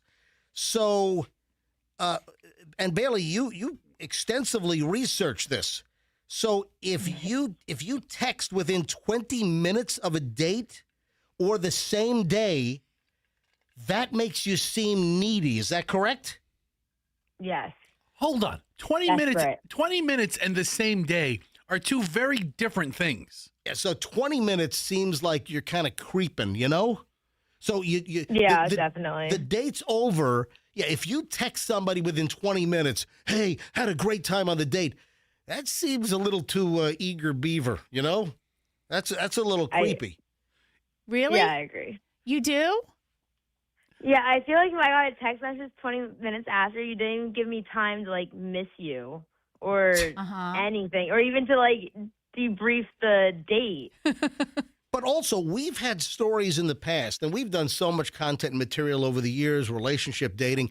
I distinctly remember, I don't think this was too long ago, that there was also science or that somebody knows within it was like a ridiculously short amount of time. Somebody knows within like 2 minutes whether they want a second date. Huh. Yeah. Bailey, do you agree with that? Within 2 minutes? Yeah. I mean, it's a very short amount. You're out on your first date, and people know if they have any interest. And listen, it could be the guy is like into the girl. Oh, man, I want a second date on this. But the girl could be, oh, guy, this guy's a creep, man. I don't want a second. I want this to end as quickly as possible. But wait, has Bailey had that kind of a date? Well, hold on. We're not there yet. No, you're just asking about the 2 minute thing. Yeah, well, we're gonna okay, go ask your question then. I just did. Go ahead. Bailey? I think that it takes me a little bit longer than 2 minutes to know, but I would say within 20-ish minutes, I would know. You know if you want to go out on another date, or you don't. Yeah, I mean, after like the first cup of coffee, or by the time appetizers get to the table, you're like, all right, just get me through this meal. All right, so we're about to get to the sweet spot. So too fast is 20 minutes after the date, or even texting somebody on the same day of your first date. That can come across as needy, clingy. Well, dates, I would imagine, are usually in the evening. So if, let's say you get dropped off, Bailey, at... You've never heard of a breakfast date? Let's meet for waffles. Okay, but... Let's meet at the Waffle House at 275 in West Shore. A breakfast date right after your first date, I feel like I would need like a day or two of not seeing you. Oh, wait a sec. Or if you go out on a date and things go well, and then you guys spend the night together, then you go out to the Waffle House after you wake up in the morning. Bailey doesn't do that. That's a whole lot. She walks straight out. Let me move along. Then we have some personal stories from Bailey, the Gen Z college intern here on the MJ Morning Show. So we know that quickly or 20 minutes, same day, that seems a little needy. Then the next morning or after 6 hours is the sweet spot. So this is science. You go out, I can give you like who did the study. This is published in the Journal of Social and Personal Relationships, and 543 people were surveyed. The sweet spot, you go out on a date, you text the next morning or 6 hours after. That apparently is the sweet spot to contact somebody after the first date. Then, beyond that, science continues, if you wait 2 to 3 days to contact somebody after the first date, that telegraphs that you're less interested in the relationship. So Bailey, our intern here on the MJ Morning Show, you mentioned that you had a couple of stories. You had a personal story that happened to you. Then you've got a friend. Start with yourself. Tell us what happened. So after my first date a couple months ago, a guy waited 3 days to text me, and it was the most stressful. Just because I was like, I know I had fun, so I obviously know he had fun too. And he just is playing hard to get, and he waited 3 whole days to text me. All right, so you were into the guy. You liked the guy, and you were looking forward to a second date. Is that correct? Yeah. All right, how did you guys meet? And how long ago was this? This was in October, and he was my neighbor. Oh. Won't you be my neighbor? I mean, maybe he thought he was going to run into you. I mean, that's what like everyone, my roommates were like, he literally lives next door. Like it's inedible that you're gonna see him again. Oh, sure. Which now looking back, I probably shouldn't have went on a first date with him, but now you have to see him all the time. I'm going to see him. Yeah. All right, And so now he waited 3 days, 3 days to contact you? yeah, 3 whole days. All right, so when he finally contacted you after 3 days, what did he say? And was it via text or was it face to face?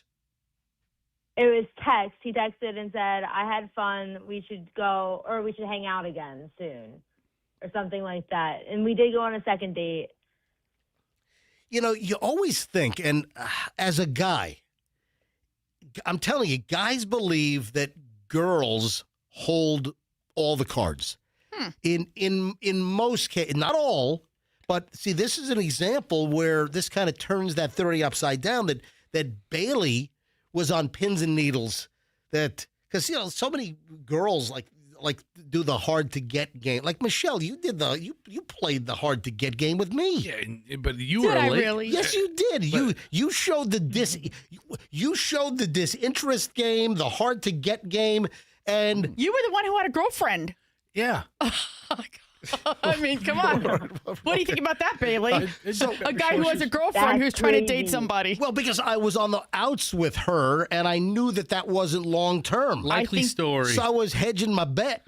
I don't think All Bailey right. thinks that's a good idea no matter what. All right, so Bailey, I can't believe you even talked to other girls before Michelle.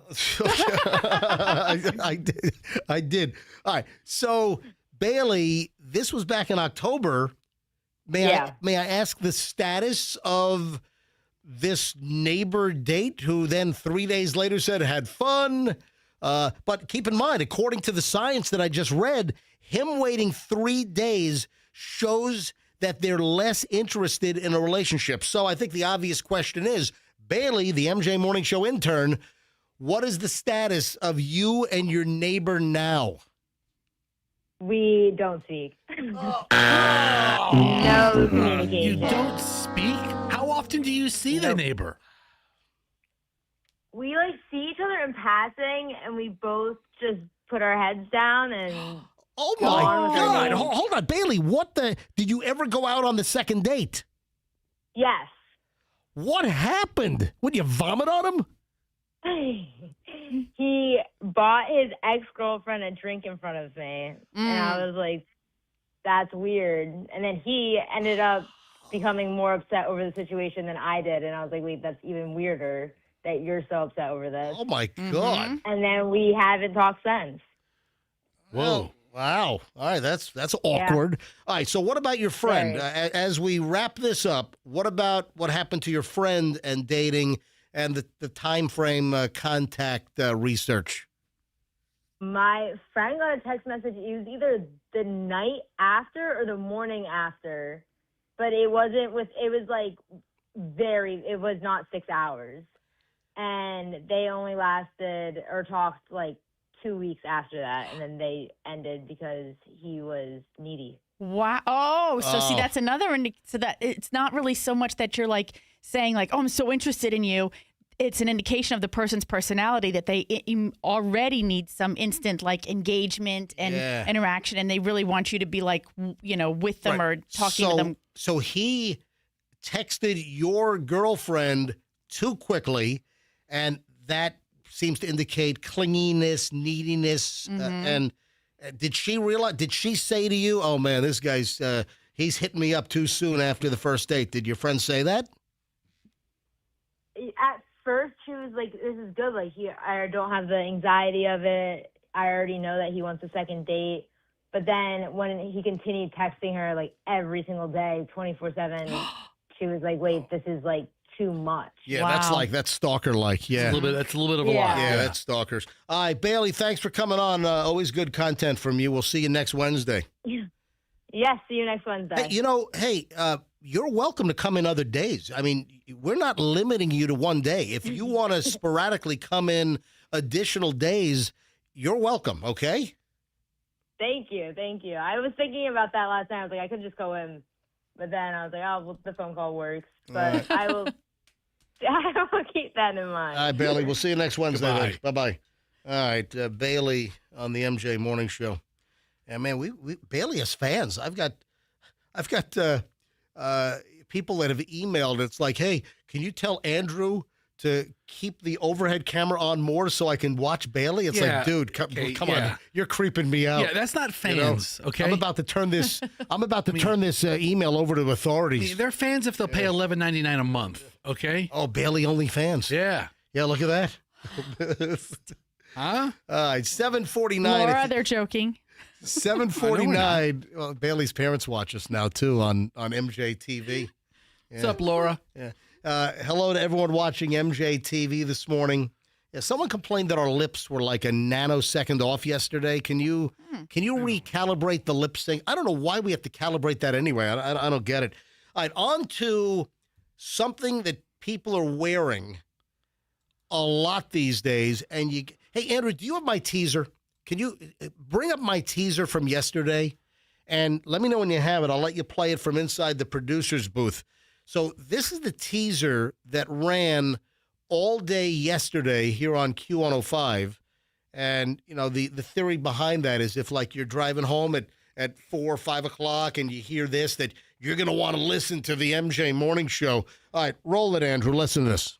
It's getting more and more prevalent. Warning, beware of people wearing this. 7:45 tomorrow morning. It's 7. I started this at 7:49, which is actually very good for me. Very good. You did. I'm only 4 minutes late on this. So what? Warning. Yes. Warning. What are people wearing that? And it's becoming more and more prevalent. And you just got to be careful.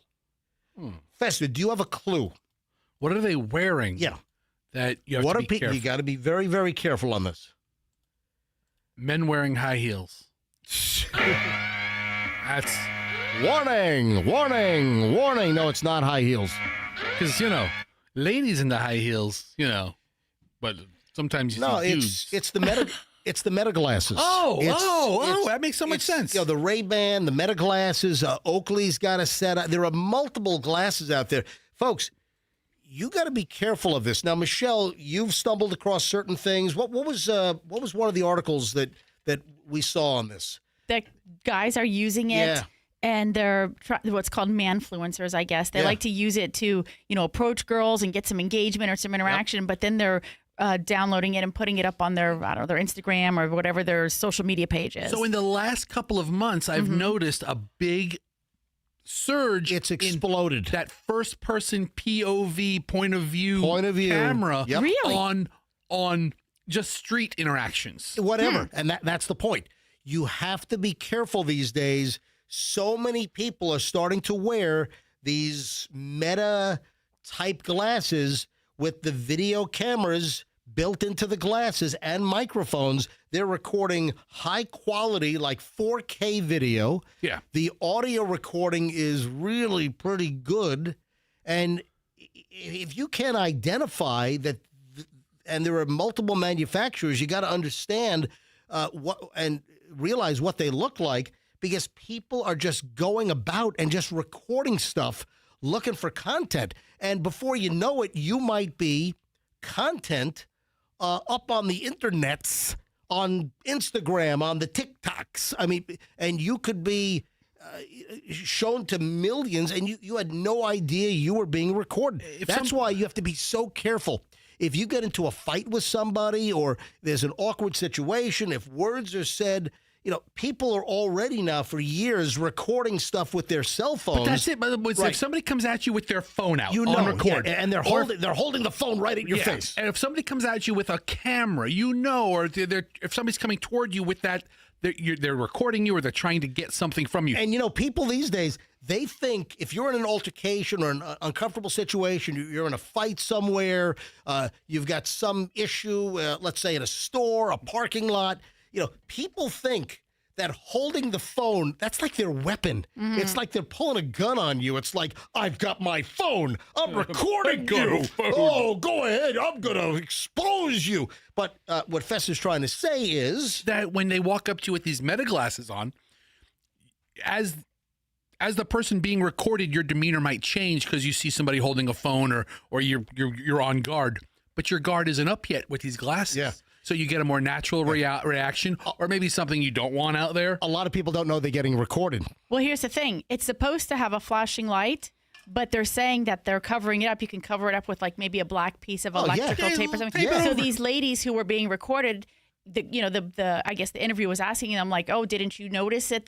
And they were like, never saw a red flashing light or any kind of indication from the person. And you're not looking at that on glasses as of yet, right? Now I think we're starting to go, wait a minute, you know, now that these stories are coming out, people are being more, But it also speaks to the whole now kind of subculture that's growing along amongst these manfluencers of getting a reaction out of somebody by pestering or trolling somebody. Well, that's it. It's the trolling. So you've got these antagonists. See, that's the word I was looking for. Yeah, you good word. Thank you. Good word. Well, gold star for MJ Good word. Vocabulary word of the day. But they antagonize you to force a reaction from you. They're baiting you. Another good word.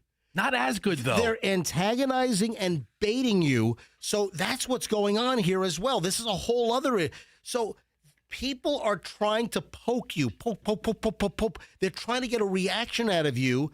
And they're recording you with these glasses. And a lot of people don't know what these recording glasses look like. And the next thing you know, you're the butt of jokes. And there are, 6.7 million views on Instagram and the TikToks. So all that being said, dude, I totally think you should get a pair of Meta glasses, MJ. I do. I mean, you walk, you walk more than homeless nomads. You see a bunch of stuff, and a lot of times you don't bring it back, or you say, I saw this, but I didn't record it. If you just wore the sunglasses, which you wear anyway, and if you liked them, you could say, I think all I have to say is Meta record, and then it records. Mm-hmm. Or Meta snap a picture. They're voice activated. Yeah, and then it snaps a picture. Or Meta on, or whatever. So you can be walking, bring your dog with you. If you see something funny, as long as you don't move your head too much, because then it's herky-jerky video. Mm-hmm. You have to be mindful of keeping your head still. Oh, that would be a clue for somebody who's suspicious about it. Yeah. How still the person is being and looking at them. And if he looks like he just got out of a car accident and he just took the neck brace off and he's not really too mobile in the neck. And then he has goofy glasses on. They're not goofy glasses. They're Ray-Bans. They're classy-looking glasses. I know. Glasses. You have these professional internet content created antagonizers that are wearing these glasses, and they're trying to bait people into reacting badly so they can post it online. And then what Michelle was talking about, and this is not entrapping people, but maybe it is. It's, there's some videos that are popping up where the guys are just approaching women trying to hit on them and, wearing the Meta glasses. So how do you, on the first generation or second, the Meta glasses, and again, there are different manufacturers, but the Meta made by Ray-Ban, those have on the top right and left corners, two little circles. Yep, you look for glass circles. Little glass circles, lenses. And those are the camera lenses. And the Ray-Ban glasses, the non-sunglasses one, they looked a little goofy. They look like Buddy Holly glasses. That's what I meant. Elvis Costello. Yeah. I mean, not a hip, good-looking frame. Right. Yeah. Or for that purpose. They're good-looking sunglasses. But even as the sunglasses, they kind of look like the Blues Brothers frames. Right. But now Oakley, they have their own line, and I'm pulling up a picture for you, MJ. They look like something you'd wear if you're a cyclist or out and about. They look a little more sporty. Yeah, so Oakleys have more of the curved, blade styles. But they have one camera right above the bridge of the nose, or right above the nose. The nose bridge thing. Point. Yep. Yeah, and you wouldn't think about being recorded if somebody walked up to you wearing these glasses. But you are. And you're going to end up online. Yeah. Hang on a minute. And when you're outside, and I kind of like this rule because, I sometimes exploit it. When you're in public, MJ, you have no right to privacy. Mm-hmm. Hey, Cass is on the phone from Wesley Chapel. Hey, Cass, welcome to the MJ Morning Show. Hey, thank you. Yeah. I was just telling Andrew that I went to. Where'd you go? Can you hear me? Yeah. Go ahead. Can you hear me? Yeah. Go ahead. I was in the men's restroom at my work and noticed that there was a guy wearing a pair of Meta glasses because it was an Oakley pair that I recognized. Oh my God! He's wearing them in the men's room. Yeah, and I asked my daughter. So you're right about the light, but I didn't know you could get rid of that light. But I don't know if he's recording or whatnot, but I was just like, can't you leave those at your desk or put them in your pocket or something, man? So I will tell you, Cass, they're serviceable sunglasses when they're not recording. But wait a minute. Guess what? People are also having prescription lenses put in. So people are wearing them all the time. Exactly. Yeah. So people are taking glasses that they need, and they're having prescription lenses put into some of these video and audio recording glasses. So that might be an excuse. Well, these are my glasses, which happen to record you and your wang at the urinal, Cass.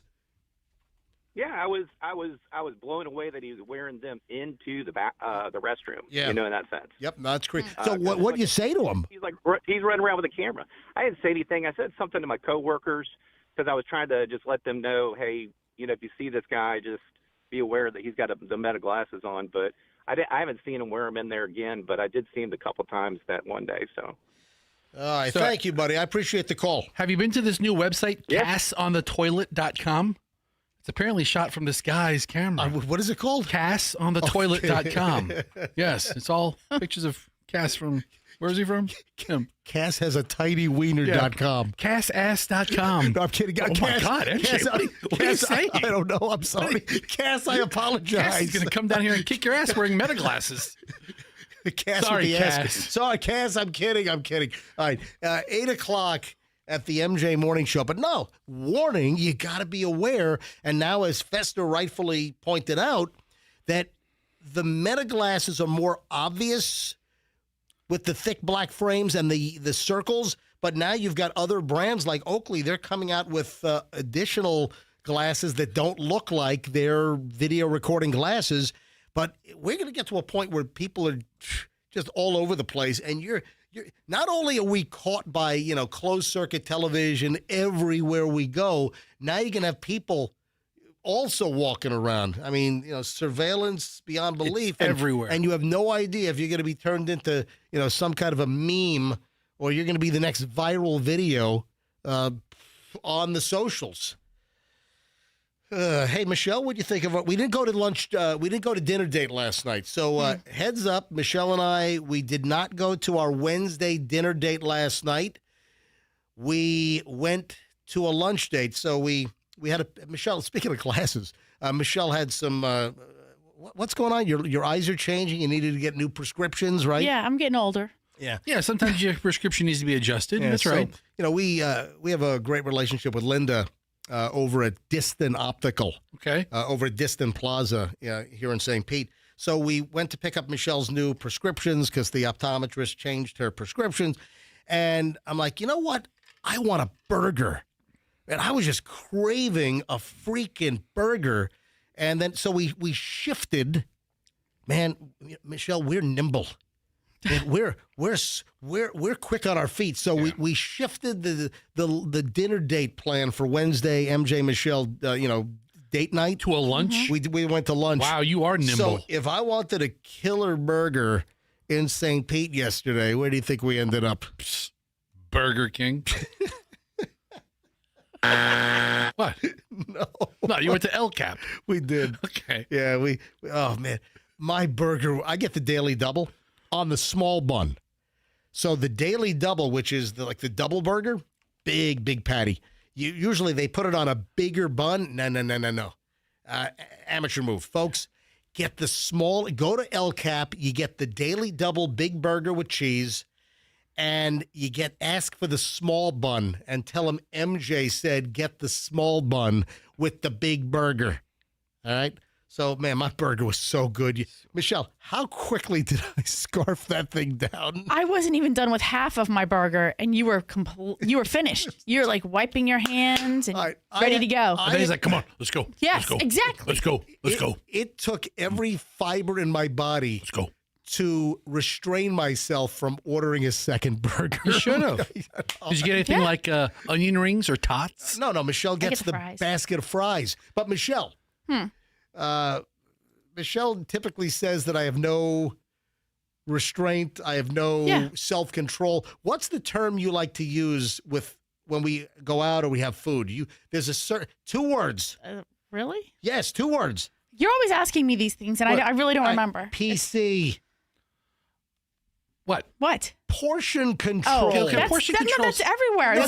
That's more in the house. Yeah, but Michelle's always like bashing me. You don't have any portion control. Portion control is not a thing at restaurants. You are like a ravenous No, it is. Dog. It is, because if we go out, Michelle, a lot of times with portion control, Michelle's all PC. No. Yes. It's two different things. No, it's not. It is. Michelle will do the rule of halves. The rule of halves when we go out to a restaurant, that's part of PC, portion control. What the hell is that? What's the rule of halves? Michelle, tell Festa. Oh, you What's can't the figure rule it of out? halves? you know, when you go out to eat, it's such a large portion that I always cut it in half, and I just tell them right away, just bring me a to-go box, and I put half of it in the to-go, and I only eat half there. Okay. That's okay, fine.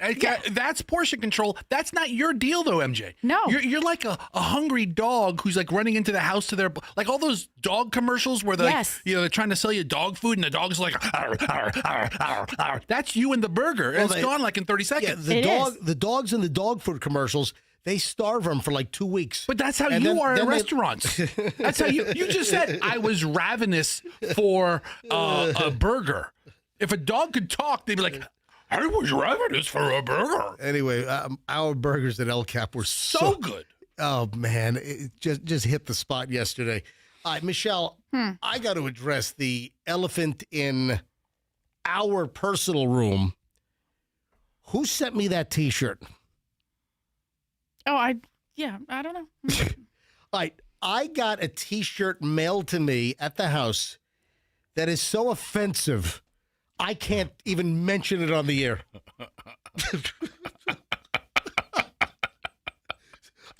Literally. All right. I get a T-shirt sent to me at the house, and I can't even talk about the content. No. I can't even talk about the design on the T-shirt, the image, and the verbiage.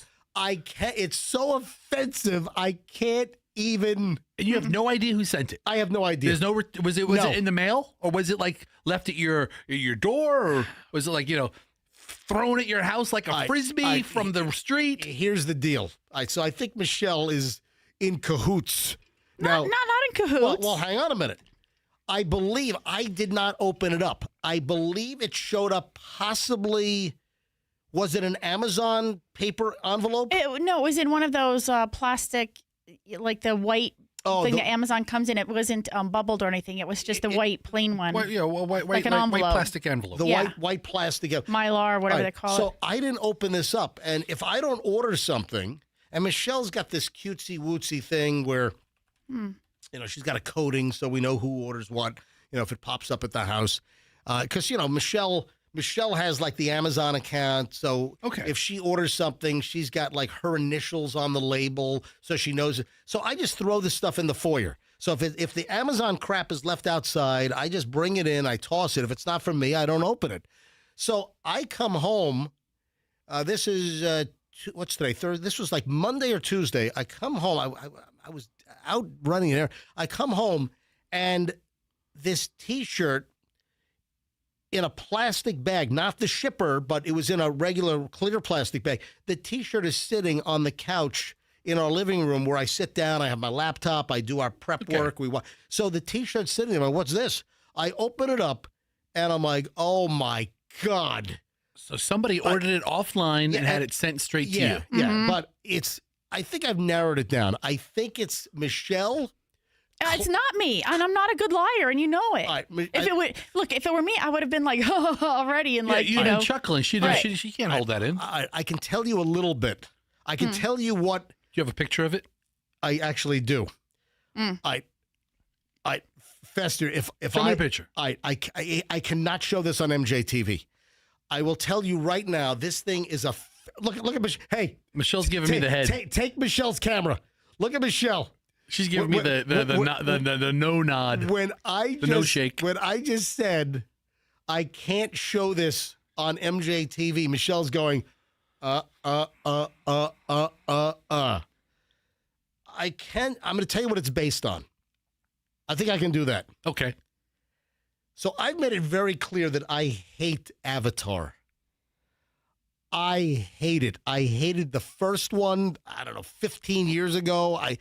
I lasted for 12 minutes, maybe 15. I never watched the first Avatar beyond like 15 minutes. Then number two, this last one that came out over Christmas time, I don't need it. Okay. So clearly I've displayed this on the show that I have no use for Avatar. Zero. I mean, it's like it repels me. It's nothing I want any part of. So someone sends me a T-shirt that is Avatar themed. And it's offensive. Mm-hmm. It is offensive beyond freaking belief. Okay, And now I have more questions now. I'm sure you do. Okay, can you I think I have a pull up the picture? Because I took a picture of it and I posted it in our family text group, which is me, Michelle, Julian, and Chloe. How am I not in that group? And I'm like, who the hell sent me this? So hang on, I got to scroll because I sent this. Oh, I didn't see it. Oh, it was in our family group. Hang on, I got to. Oh, here it is. Fester. Okay. All right, if I show. All right, hang on. I got to. Fester. Hold on. No, you all right. cannot say anything. I'm going to hold the phone, and this is going to be completely out of camera view. I'm going to step up and look at the phone. All right, hold on. Just come over here. All right, my camera's over here. Your camera is over there. I'm coming. All right, the upper camera. All right, hang on. Here it is. All right, we're an audio medium. Can you make a noise, please? I think you could say it. No. No. I think it's offensive. Oh, it is. I think it's highly offensive. Do not say this on the air. I'll give you $100 to wear it in public. No. I'll make a $100 donation to your favorite charity if you wear it in public. Right, Michelle, if we go to lunch, if we go to lunch and you wear that shirt, $100 to your favorite charity. And I'm like, Michelle, who sent me this shirt? That's hysterical. And Michelle's like, you'll have to do your own investigation. So it's one of the kids. If no, I don't know. If I would have seen that shirt and it was under $20, I might have gotten it for you. You were given a clue yesterday, and that's how I know that you don't listen on the phone, because you were given a clue yesterday, and I thought, oh, you're going to pick up on that, and you didn't. So you didn't do it, and that's why you're so calm, but you do know who did. Of course. Okay, so MJ, she knows who did. What clue was I given on the phone on the air? That would if I were to give you the clue, I would have to say the word. So since we can't do that. Where was the clue given on the phone while we were on the air? No. So this was outside of the studio? Correct. Oh, jeez. Did it come from Chloe? No. There's only one other. Then it has to be Julian. No. All right, so it's none of our family members that sent me this absolutely repulsive, offensive T-shirt? Did Chloe's boyfriend send it? I don't know. Okay. Hold on. Is that I don't know, it's not a no, or I genuinely don't know? It's not a no. MJ, your boyfriend sent it. Did he send it? The boyfriend sent it. New Chet sent it. Hold on. New Chet sent it, and he's trying to get a rise out of you because of something we said 2 weeks ago. No, I know what happened. I know what happened. He's I know what not happened. trying to get a rise out of anybody. Oh yeah, New Chet did it. Oh, and by the way, Chloe did go to see the last Avatar. Yes. And Chloe said that it was the worst thing she ever saw in her life. Okay, fine. But Chloe hated Avatar, the new Fire and Ice, more like Fire and Lice. This guy, New Chet, he knows you don't like it. Mm-hmm. And you gave him a low-key ribbing for taking your daughter out to this movie. Oh, that's right. And he finds this shirt, which is hysterical and offensive and hysterical. Yeah. And he sends it to you. Apparently he did. New Chet. Fester, that's a possibility. You're freaking Sherlock Holmes over here. Because I wish it was me. Why don't you get 2 baseball hats and have the front and the back going on? Yeah. That's coming for you next, buddy. Someone's going to be sending you a Sherlock Holmes I'll tell you hat. that. Hey, New Chet, if they make that shirt in 5X, send one to me. I'll wear it. Hey, there is something that I didn't get to, and we're going to get into Savannah Guthrie in a minute. I'm just trying to mix up the time because we did a huge chunk on Savannah Guthrie yesterday, and I want to do it at a different time today. So the new Savannah Guthrie pile is coming up in just a bit. There's an item that I had earlier this week. I think I might have had this on Monday or Tuesday, and I didn't get it. Oh, my God. What? A couple of our sleuth listeners know exactly what the shirt is. Of course they do. You know what? Don't hold. There's no camera. No camera. There is. Yes. I don't see what the big deal is. I was about to mention this. It's a big deal. I was about to mention this. It's insensitive. It is. It's rude. It's insensitive. But it's not like it's hurtful to some people. All right, listen. But you say it's offensive, it's really overly graphic. It is. These are blue creatures. All right, so which probably exists in that world. I was about to say this, that I'm pretty sure that with the clues that we've given, that there are listeners that know exactly what's going on here. And folks are already texting Fester at 813-310-8444. Chris found it. TJ found it. Yeah. Debbie found it. How many texts do you have? Dave found it. James found it. Gary found it. Mark found it. Brett found it. Yeah, a bunch of people are sending me texts. This is the T-shirt. This is the T-shirt. This is the T-shirt. And then other people are like, I'm intrigued. Type in offensive avatar T-shirt, and it'll probably pop up. Another one's coming in. That's enough. All right, I'm moving along now. All right. So early this week, I had this item. I didn't get to it, but it kind of, when I heard this, I'm like, I won't say I choked up, but man, this had an emotional impact on me. Did you see the story earlier this week that an instructor pilot and the student were in like a little Beechcraft single engine, and there's a student, he's taking flying lessons.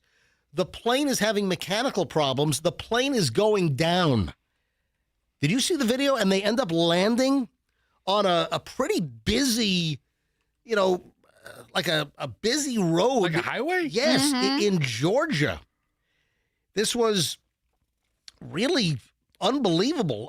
Gainesville, Georgia is where this happened, and the plane lands, but the pilot, the instructor pilot, thinks that this is it.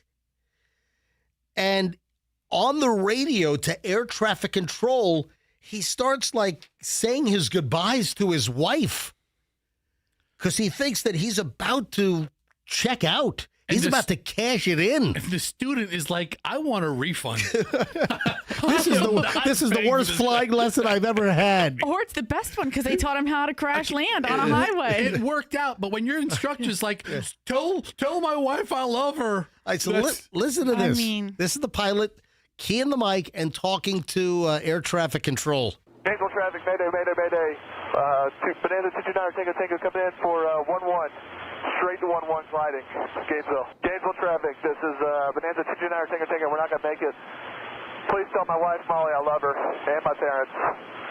I love them so much. The guy's going, Mayday, Mayday. We're not going to make it. Please tell my wife, Molly, I love her so much. Tell my parents I love them. That sends chills down your spine. Gainesville traffic, Mayday, Mayday, Mayday. Bonanza 229, Tango, come in for 1-1. Straight to 1-1 sliding. Gainesville. Gainesville traffic, this is Bonanza 229, Tango. We're not going to make it. Please tell my wife, Molly, I love her, and my parents. I love them so much. I mean, wow. If that doesn't send chills down your spine, then you're a sociopath with no emotions. So this pilot, I'm looking at where he landed. Oh, yeah. It is a old Georgia town with telephone poles everywhere and wires everywhere. Yeah. And he plops that bird right down. It was a hard landing. Yeah. And then he hits cars in the other lane from behind with his wing. The wing smashes into a car. Apparently, like the fuel tank busted off and flies through the back of someone's like Honda CRV. So there's a chunk of the fuel tank lodged in somebody's rear portion of their car. And they were not injured. The pilot and the student, uninjured completely. There were like a couple of like minor, I mean, like I think Band-Aid, type injuries on the ground. I mean, the people in the car got a pretty hard smack from behind. Oh, yeah. And then the wing hits and is it a front prop plane? Yeah, no, it's a single engine prop up front. Roll that back. Roll back the cop that's talking. Oh, let me go back. Yeah, let's we can roll the whole report. Oh, well, yeah. I don't know. Here we go. You got it? All right. Make sure the audio's up. Hit it. Go. Play. Now to an incredible moment caught on camera, a small plane making an emergency landing on a street in Georgia. The pilot was not sure he was going to survive the landing and sent messages of love to his wife and parents before the risky touchdown. ABC's Sam Champion has the story. Wow, Sam Champion. Boom. A plane just crashed on the road. This morning, an incredible survival story. Watch this single-engine plane with two pilots on board experiencing engine issues shortly after takeoff, making an emergency landing on a busy roadway in Gainesville, Georgia. Gainesville traffic, Mayday, Mayday, Mayday. One of the pilots fearing they wouldn't make it, Bye, Molly. sending this message to his wife and family. Yeah, we're not going to make it. Please tell my wife, Molly, I love her, and my parents. I love them so much. Watch as the plane takes out all the yellow road dividers and strikes 3 vehicles. It's just amazing. The fuel tank dislodging. Yeah. But somehow, everyone on board and on the ground surviving, only suffering minor injuries. The fact that this plane came down, did not strike any power poles, any power lines, and only hit 3 vehicles is absolutely remarkable. Yeah, that's the cop. It really is. Wow. Yep.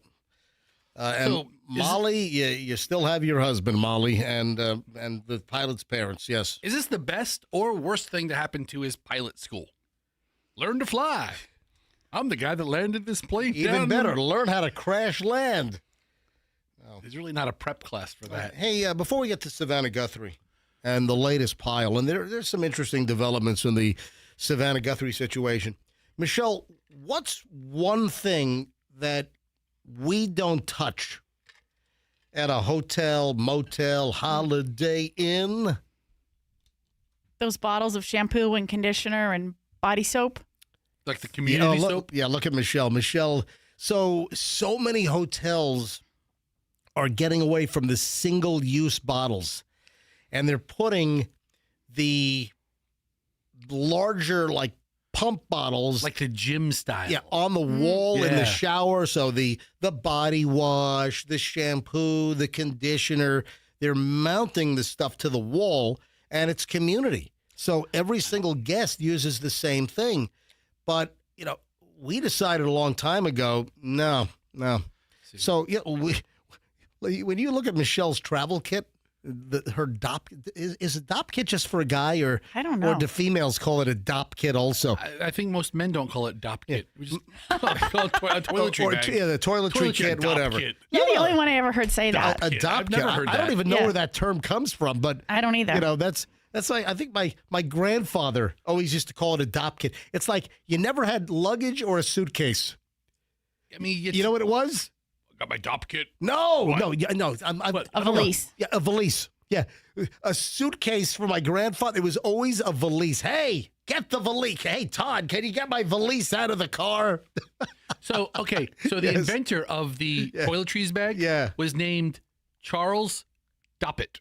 Oh, so that's what Doppelt. Doppelt. Doppelt. Oh, okay. Oh, so that's why it's called a DOP kit? It's called a DOP kit, named after the inventor of the little toiletries bag that men carry. Oh, so it was popularized by the U.S. Army during World War II. The bags, typically made of durable, sometimes water-resistant materials like leather or nylon, are known for their simple, sturdy design to keep travel essentials organized. Yeah, so while there's travel essentials for men fighting the big war against the Germans. The big WW2. And the Japanese. Yeah, take your DOP kits. That's a military term. That's why that generation called it All that. right, so we will not use those community pumps in the hotel rooms. And listen to this guy. Michelle, you haven't heard this yet.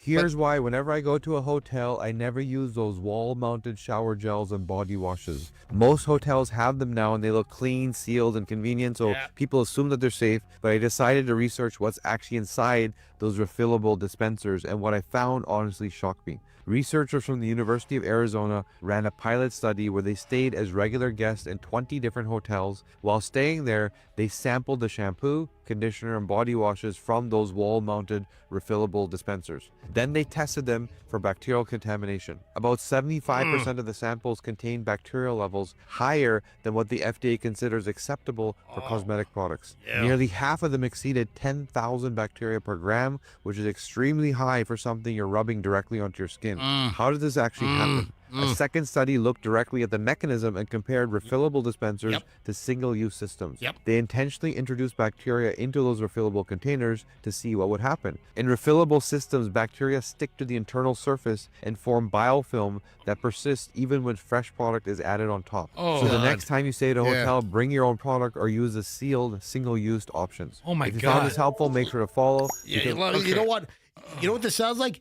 You're probably better off smearing feces on yourself, Tawana Brawley style, than using these little pump things at the hotel. Oh, yeah. I'd rather drink shampoo than listen to that guy talk anymore. But not the shampoo in the community container. Boring guy ever. I will say the pump that the hotels have? I'm just telling you, Fester, that Michelle is well ahead of this curve. Michelle was grossed out by these things. I think the first time we stayed in a hotel when we first saw these things, probably, 10, 15 years ago. The pump that they have does come in handy when you need a lot of lotion, though. Because that little lotion thing they give you, that little one, that little single-use one, sometime ain't enough. It puts the lotion in the basket. Yeah, there's no basket when I'm using the lotion. It places the lotion in the basket. Put the freaking lotion in the basket. Why do you hate it when I do that? Well, because it's irrelevant most of the time. Right. I'm trying to make talking about lotion. Like now. I'm trying to make a dude in a hotel room lotion joke. Right. Which and is, And you're making some I'm kind making of one of these jokes. You're making a weird killer joke. You're making a Willer. That only you find entertaining. It wasn't even that great a movie, and it's the third time we brought it up today. Whoa. Hold on. You just said that Silence of the Lambs was not that great of a movie? Being friends with you. Are you on freaking drugs? Being friends with you has made it less good. What is wrong with you? It was a great movie when I first saw it, but knowing you for these years and all of your references to this movie, I never want to see the thing again. I agree. Really? You've killed the movie for me, dude. You know what? What about the Blues Brothers? There's a moratorium on any reference to Silence of the Lambs on the MJ Morning Show. What about Blues Brothers? That too. That too, Mayor. Seriously, it's the Penguin. There's no okay movie. Any movie that MJ makes a reference to, Andrew, he kills it for me. I never want to see it again. If I never see the Blues Brothers again, I'm fine. What about Goodfellas? Fine. Okay, great. Ugh. All right, so moving on to Savannah. I wish you made more Goodfellas references. Can I move on to Savannah Guthrie? You want to harp on my idiosyncrasies? Let's harp on your idiosyncrasies a little more. No, but so yesterday there was a lot of news. Harp on my idiot-syncrasies. So yesterday there was a lot of Savannah Guthrie, not news directly related to solving anything, but I heard they got like 4,000, not leads, tips? No. Yeah, I mean, guess what? A tip is a lead, I don't know. I Fester. just wanted to be sure I used the right word. All right, so here's the deal. They have the FBI and law enforcement, local police, apparently, since the Savannah Guthrie situation broke, law enforcement has received approximately 18,000 tips. Wow. And once the video and the still shots of the spooky figure in the ski mask with the backpack, once that came out a couple of days ago, it generated over 4,000 leads, just that. That image that amazingly Google recovered from their hard drive, which is a totally different issue. I'm not going to get into that. But that image finally gave the internet sleuths some real meat to chew on. Yeah, don't F with cat style. Yeah, I mean, now there's, there's the Pima County Sheriff and maybe the FBI and all the people looking, but now there's the internet people didn't have anything. It was all speculation. All right, now so they have something real. We have a black glove. A black glove was found. Is it one, or did they find a pair? Well, there are. I heard conflicting reports. Yeah. So, Michelle, have you been able to hunt this down? The initial story is one black glove was found a mile and a half away from Nancy Guthrie's house on the side of a road, like sitting on some like Arizona desert scrub, some brush or whatever you call that stuff. I think the New York Post reported only one glove, right? It says the title of their article is Investigators Find Black Glove During Hunt for Nancy Guthrie's Kidnappers. So apparently a New York Post was there. A New York Post reporter was right place, right time yesterday. They were with law enforcement. A reporter was following law enforcement. I don't know whether they're embedded or what. And while the New York Post reporter was with law enforcement, that's when they found the black glove. So that's why there was a photo taken, and the New York Post had the exclusive. That's why everyone's quoting the New York Post on this thing. So the question is, does this black glove have anything to do with the black gloves that the perp at Nancy Guthrie's house was wearing? Is this just coincidence? There was a black glove a mile and a half. Could it maybe some sicko? And Michelle and I were having this conversation. What if you've got some sicko troublemaker just tossing out black gloves? Exactly, to just screw with them. I mean, that would suck. This black glove had to have been sitting there for hold on a minute, 10 days. Hey, look at Andrew. Andrew, put your mic. Andrew just held up black gloves right. Where are those black gloves from? In the producer's booth. They're mine. Why do you have rubber black gloves? When he breaks, these are rubber. Oh, they look rubber. When he breaks into... Oh, no, they're not rubber. So Andrew's got black gloves. Well, hold it up. Well, let me see these gloves. Yeah, so I don't leave fingerprints when I strangle somebody. When he breaks in the cars. I told you he's a nutcase. I told you should watch this guy. I mean, are we about to get like Johnny Cochran, like part 2 here? I want you to remember these words, like the defining moment in this trial. The day Mr. Darden asked Mr. Simpson to try on those gloves, and the gloves didn't fit. Remember these words. If it doesn't fit, you must acquit. If it doesn't fit, you must. So now we got gloves coming back into the picture here with the black glove. So who knows? So it looks like Fox and NBC, I don't know how they interpreted that. Maybe they have links on their websites that refer to a set of gloves, but I can't find any story that actually says the set of gloves was found. Right? Like no original story. The original story that came out was from the New York Post, who apparently were with the investigators. Yeah, the reporter took a picture. Right.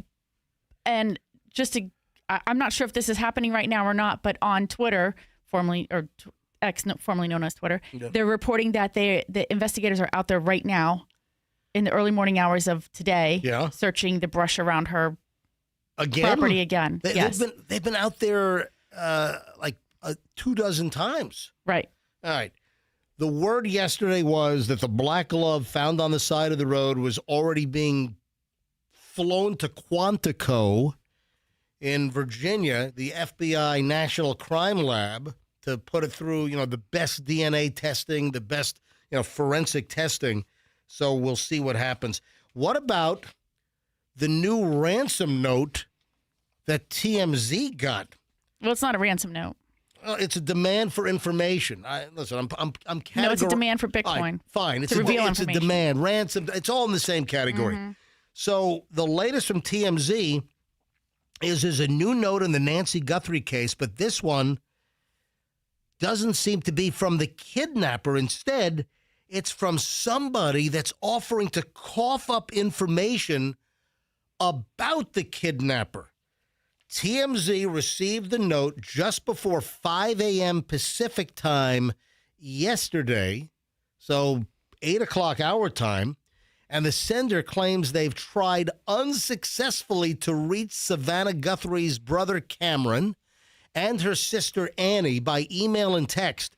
The note goes on, quote, if they want the name of the individual, then I want $1 Bitcoin. The person is saying if they want the name of the kidnapper, they want $1 Bitcoin. And then they write, and this is a little spooky, time is more than relevant. Wow, that's certainly chillingly threatening.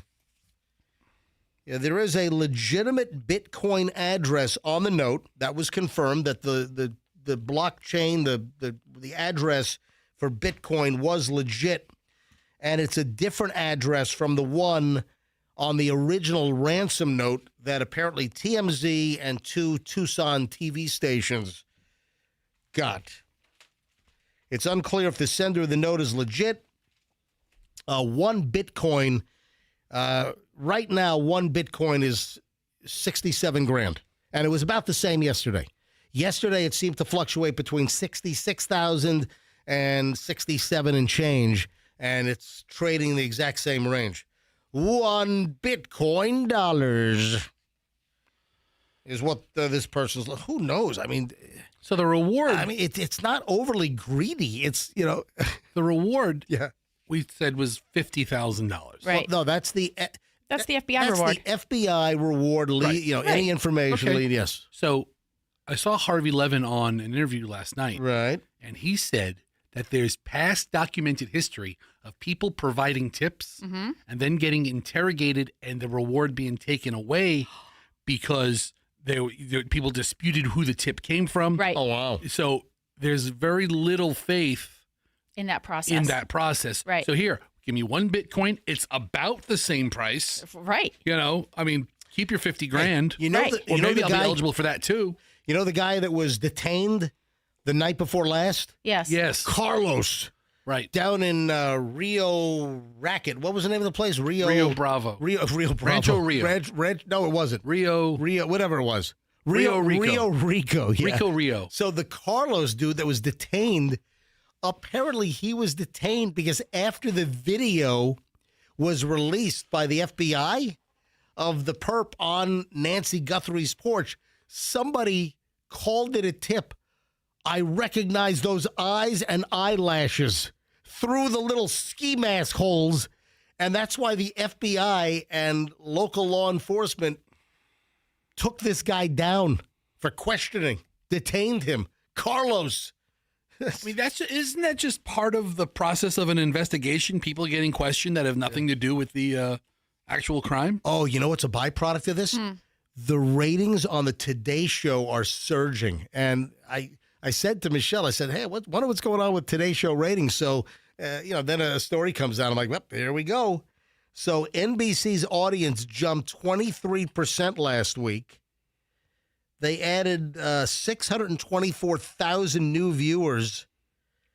Looks like Good Morning America, the CBS This Morning. You look at the numbers here, and the Today Show's coming in at number one. Nearly 3.32 million viewers for the Today Show. Good Morning America is about 2.91 million. And then Gayle King over on CBS This Morning or whatever, 1.84 million. So, and then you've got some conspiracy theorists out there that this is all a stunt just to jam up the ratings, for the Olympics as well as the Today Show. Yeah, I don't think that at all. I mean, I think the old lady's missing. Yeah, listen, I in no way am I suggesting that I believe that for 1 nanosecond that it's a rating stunt. So just get that correct. I mean, the conspiracy garbage that people believe in these days, it's absolutely ridiculous. You know what was weird? That there was no press conference. Why wasn't there a press conference that said, hey, we've got video, you show the video at the press conference, then you release it to the media? So the FBI nor did the Pima County Sheriff. And then there was no press conference after they detained this guy and all the tips that are rolling in. Michelle, why are they not doing a press conference? They don't want to answer questions. Right? Because, I mean, I think we all have so many questions. Why weren't both properties, locked down? Why wasn't it a more extensive search done earlier on? How are they not able to trace certain emails or certain Bitcoin accounts? Or, I think people have these questions. What about the camera? Like, tell us how you got that. Who did that? Yeah. The FBI or the Google? Did they offer it? There was no search warrant on file. I did read that somebody, one of those independent reporters was down there at the courthouse trying to find out. And they said there were no search warrants at that time were on file. So how's this all happening? All right. So with the video released a couple of days ago, we have obviously people focusing on the gait, the mannerisms, the body shape, the outline, the movements of the individual, and of course the clothing. The jacket, the ski mask, the gloves, and of course... Oh, yeah. Backpack, backpack, backpack, backpack. On the backpack loaded up with things and knickknacks too. Anything that you might need, I got the kidnapping tools. Okay. All right. Backpack. All right. Sounds like you're kind of mocking the situation by playing Dora the Explorer. Dude, from playing a backpack song from 20 years ago. Dude, the backpack. I understand it's a backpack. The first thing Everybody I thought carries was backpacks. Swipe or no swiping. Okay, well, she's got swiped. Swipe or no swiping. Swipe the old lady. Swipe or no swiping. And here you are making a mockery of it all. There's no, dude. It's a little mockery. No, it is it's not. It's mockeresh. Okay, go ahead and vilify me. Villainize. No. I will. We're looking for a backpack. How can I not think of the Dora the Explorer? Listen, it's appropriate for adults to think of nursery rhymes as soon as a backpack comes to the news. You're correct. I have been nothing but how many times have I said my heart is pouring out for Guthrie and her family? As of today or yesterday? Because you said it 86 times as of yesterday, 88 times as of today. Whatever. Thank you for keeping track. We have a whole tally going. The point is, the backpack. Ozark Trail. Yeah. So the Walmart brand. Yeah. So that's the Walmart brand? It's called Ozark Trail? Ozark Trail is Walmart's private label, like their fake Yeti, the Schmetty that they have is Ozark Trail. A lot of like camping supplies are Ozark Trail and a backpack. We heard yesterday that they have narrowed down the backpack is an Ozark Trail backpack, which is sold by Walmart. I just didn't know that that was like the Walmart in-house brand. I mean, maybe it's not. I'm looking at their website, but Walmart carries all their crap. Oh, okay, all right. So Ozark is its own brand. But Walmart carries everything. Okay. If it wasn't for Ozark, I mean, probably, maybe like one of the cousins own it or something. So now, I mean, I've never seen Ozark Trail sold new anywhere else. Think of this, though. I got to believe that law enforcement, FBI, they're probably giving a subpoena to Walmart to try to find out, like, every time that, I'm sure they have the SKU. They know which Ozark Trail backpack it was, mostly sold at Walmart, or can you order them online?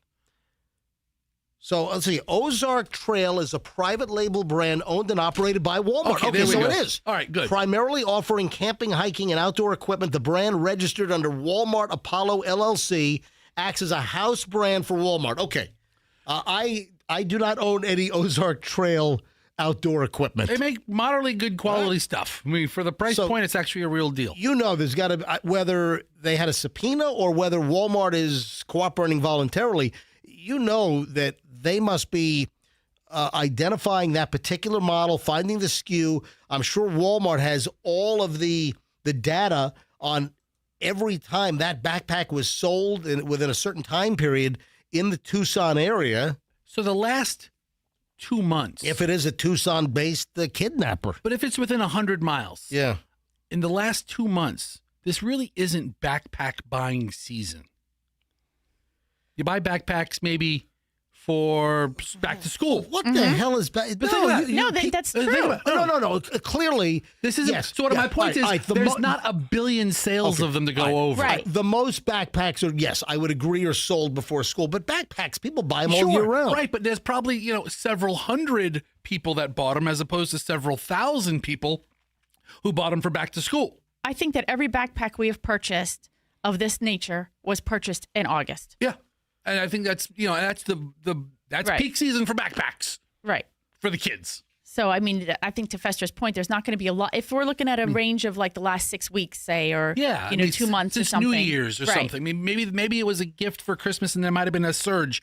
But since Jan 1st, how many people really went out and were dying to buy a Walmart backpack? Mm-hmm. I mean, probably a couple thousand, but not millions. And then the FBI director did an interview yesterday, and Kash Patel said that there are multiple persons of interest. So even after Carlos, the delivery dude, was roughed up a bit and taken into custody and detained and questioned, then released because somebody recognized his eyebrows or lashes or whatever, now Kash Patel, the FBI director, saying that there are, quote, multiple persons of interest. Ooh. Question, sir. Yes, question, yes, sir. Fester, go ahead. Hi, Fester from the MJ Morning Show. Yes, I have a question. yes, Fester. Yes.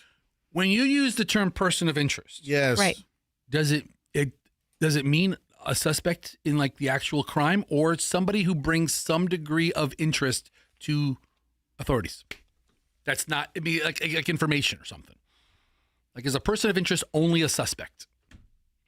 I would think so. A person of interest in a case like this is somebody that might have ties to the devious event. Follow-up question, sir. Follow-up question, sir. Yes. Sir. Hi. Yeah, the fat guy. Fester for the MJ Morning Show. Thank again. you, Fester. Follow-up question. Yep. I really didn't have a follow-up question. I just wanted to ask. You just wanted to say follow-up question? I don't have a question. But no, when you say person of interest, I don't think it's always a suspect. Not yet.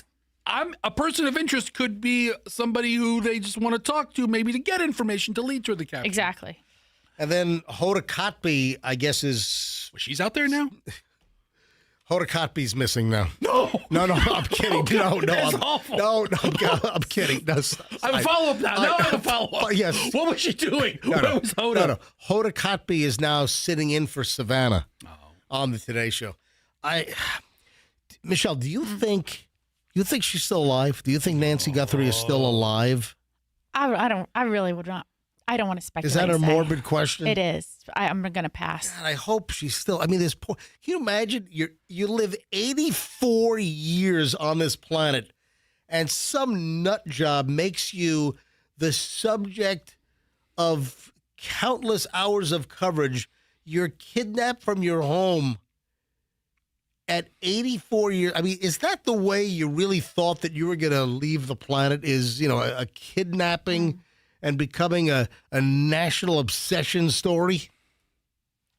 I go back to what That's crazy. was it over the weekend? Was it your mom or your dad? Oh, my mom said. Okay, I thought. Oh, you're talking about what my your mom said?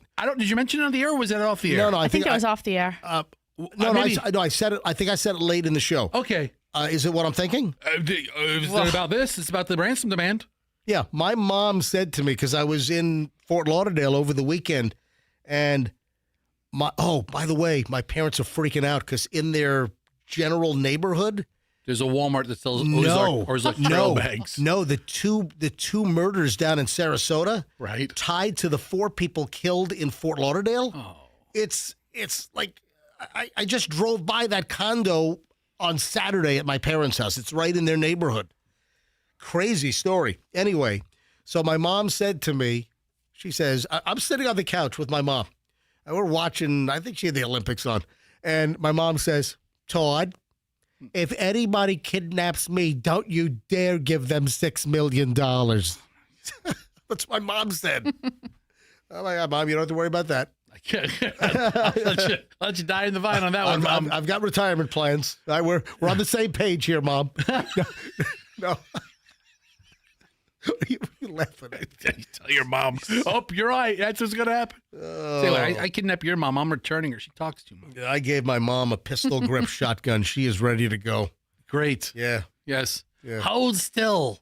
I'm trying to get the pistol grip shotguns. Oh, man. How about James Vanderbeek? Rest in peace, James. Yeah. I mean, 40 in his 40s. 48? Was it 48? Yeah. Just, I mean, he's that actor. I mean, he was Mr. Hot Stuff for a while during Dawson's Creek, right? Dawson's Creek? Yeah, I saw some of Dawson's Creek, but Michelle pointed out she did not see a lot of Dawson's Creek. So what would have, Festa, think about this. What would have had me watching Dawson's Creek, but not my lovely wife back in 1998, 1999, 2000? And I only watched it for, I think sporadically for the first season or two. I totally fell off on, and by the way, that's where I first discovered the weird little jammed in mini tooth in the mouth of Katie Holmes. Yeah, she was in that, wasn't she? Yes. Yeah, absolutely. So she could go to Dr. Childers and get that fixed. No, it's her thing. Did she ever get it fixed, or is it still? Why would she do that? Fixing Jennifer Grey's nose ruined it for her. Yeah, I think Jennifer Grey's nose was more of an asset than Katie Holmes's little weird mini tooth jammed in between. So Katie Holmes is 47 now. Okay. Yeah. So James Vanderbeek, Dawson's Creek. Fester, why did I watch a couple of seasons and Michelle didn't? Any idea? I have no idea. Come on. I'm amazed you even watched one episode of Dawson's Creek. That seems like such a 90210 type genre. He would never watch, right? That seems like so far out of what I would expect you to watch. No, he's telling me yesterday, he's like, Michelle, we watched it. Don't you remember we were sitting on the couch in the house? And I'm like, I've never seen an episode of this show. And Did you lose a bet or something? It was me. Listen. It was during the MJ and BJ morning show back in the late 90s. This was pop culture. Dawson's Creek became like a hot go-to show. Yeah, but it wasn't as hot as like 90210 or Melrose Place. Agreed. Certainly not. Absolutely. It was not as hot as Melrose Place. You have no idea? The reason why Michelle didn't... hold on, Andrew. Hold on. Blurt that out on mic. What was it, Andrew? Paula Cole. What? The singer? This one who sang the theme. No. Well, we're going to get to that in a second. No, I thought I misheard you. Festive, Michelle was in law school, and I barely saw my wife for a couple of years. Plus, Michelle did 3 years of law school in 2.5. Michelle graduated from Stetson Law in lovely Gulfport, Florida, a semester early. Yeah, I remember she went to her professors and like, I got to graduate quickly because my husband's watching this show that he would never have watched otherwise. And he's noticing baby teeth on the actresses. But what a sad story. So James Vanderbeek, gone at 48 years old, long-time colorectal cancer battle is what took him. I think he was diagnosed like 3 or 4 years ago. Right. Yeah, I think he was diagnosed in, I think, like 20 or 21. 22. I think it was 2022 that he was diagnosed. And he has like an entire softball team of children, right? Like he has like a lot of kids. It's like 5 or 6 kids. It's amazing. Yeah.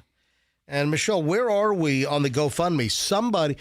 This is curious. So did he not have medical coverage through SAG-AFTRA? Why? Well, I looked that up to see. So, you have to work every year and earn so much money within like their rules, like with a unionized, I guess, to be production. eligible for the SAG. Right. So, and maybe you then like grandfather into it at some point in time. I don't know. But if you look at his body of work, I don't know when the last time he worked for something like that he would then be qualified for that. Also, there are premiums that have to be paid, and there's out-of-pocket, co-pays. And this is right. And I mean, look, I don't know if it's chemotherapy for this type of cancer, but whatever the treatment is, it's expensive. I'm guessing radiation, maybe chemo. Right. Yeah. So, he was, I guess, a few years ago saying he needed to sell all of his memorabilia from, I think, like Dawson's Creek and Varsity Blues in order to keep up with the expenses of fighting the cancer. But still, I was still curious why he wasn't covered under the insurance plan for Screen Actors Guild, SAG, AFTRA. When I was working in New York, when I was up in New York for the spell 2015 through 2020, I had to rejoin. I took a leave of absence from the union. I was AFTRA back my first stint in New York City in 91 and 92. And then when I left and came to Florida, I took a leave from SAG, or it was just AFTRA back then. And then when I went up to New York to do the morning show up in New York City in 2015, then I had to rejoin the union because if you work in radio and TV in New York, you have to be in the union. So I reactivated my account, and in the meantime, SAG and AFTRA merged. And Michelle, we had the health plan. Right. I got to be honest, dude. The health plan with SAG-AFTRA that I had was amazing. I mean, this insurance was fantastic, and that's why Michelle and I were scratching our heads on why James Vanderbeek didn't have the SAG-AFTRA insurance. Maybe he did, but where's the income coming from? The guy, he might still have a mortgage. They still have expenses. They have a litter of children. They probably had a lifestyle that ate up anything coming in to where they didn't have a lot of savings left. Right. Anyway, apparently there are money woes. Somebody started a GoFundMe account. And Michelle, do you have it up? What is the current, how much money has been raised for James Vanderbeek's wife and kids as of right now? What is the live real-time number GoFundMe at 852? $1,339,040. Wow. Hold on. Refresh your page. When Andrew says it's higher. I just pulled this up. Well, Andrew, hold on. I just refreshed. Andrew, are you disputing my wife? My wife is refreshing GoFundMe right now. This says 1 million. 1.34. Yep, now it is. Oh, geez, what, $10,000 more? Yeah. All right. Oh, it's 1.35. But it's significantly higher than it was yesterday, because I think I emailed you. I think when the news broke about his death and then the GoFundMe page, I think it was only around like 193,000. Yeah. And then later last night, it was maybe like 900 and something thousand. And I was like, it's going to go over 1 million by tomorrow. For a life to be over and he passes. I mean, the lyric is a little creepy. Paula Cole, by the way. I mean, what has Paula Cole done since? I don't think I've heard another song from her. I don't know if she's got SAG-AFTRA insurance now either. But where was it? What was he doing? What was his family doing? I mean, in these last 3 years, he might not have been working nearly as much. He couldn't even make the Dawson's Creek reunion. That's was held, I think, in New York. And it was for a cancer a research organization. Yeah, and then, of course, he was in Varsity Blues. 48 minutes for the next 48 years of our lives. I say that. Right? I say that. Let's go out there and we'll play the next 24 minutes for the next 24 minutes. And we'll leave it all out on the field. Yeah, that's the famous speech from Varsity Blues. Is the top donor still that healthcare company? Yeah, it's like some healthcare or some health insurance company. Was Garden Health? Gardent. Oh, Gardent or Guardian? Gardent. Gardent Health donated what? $50,000? 25,000. 25 grand to these companies is nothing. Yeah, cheap bastards. Yeah, I mean, honestly, it's nothing. But you have a couple of a $20,000, a $10,000, two $10,000 donate, a bunch of $10,000 but donations. most of the donations are just regular fans, regular people giving 10 or 20 bucks for somebody who they felt a certain way about in their formative years. When we get back, 8:54 now. This brings to a close over an hour and 20 minutes in nonstop MJ. When we return in minutes, I've got a bunch of email. Oh, people are checking in on my electric bill problem. Well, I mean, if Tico is not billing me and I'm getting my electricity for free, is that really a problem? All right, so I've got numerous. Oh, here's a Nancy Guthrie email. Yeah, we've got multiple emails I want to get to. College sex. What's going on there?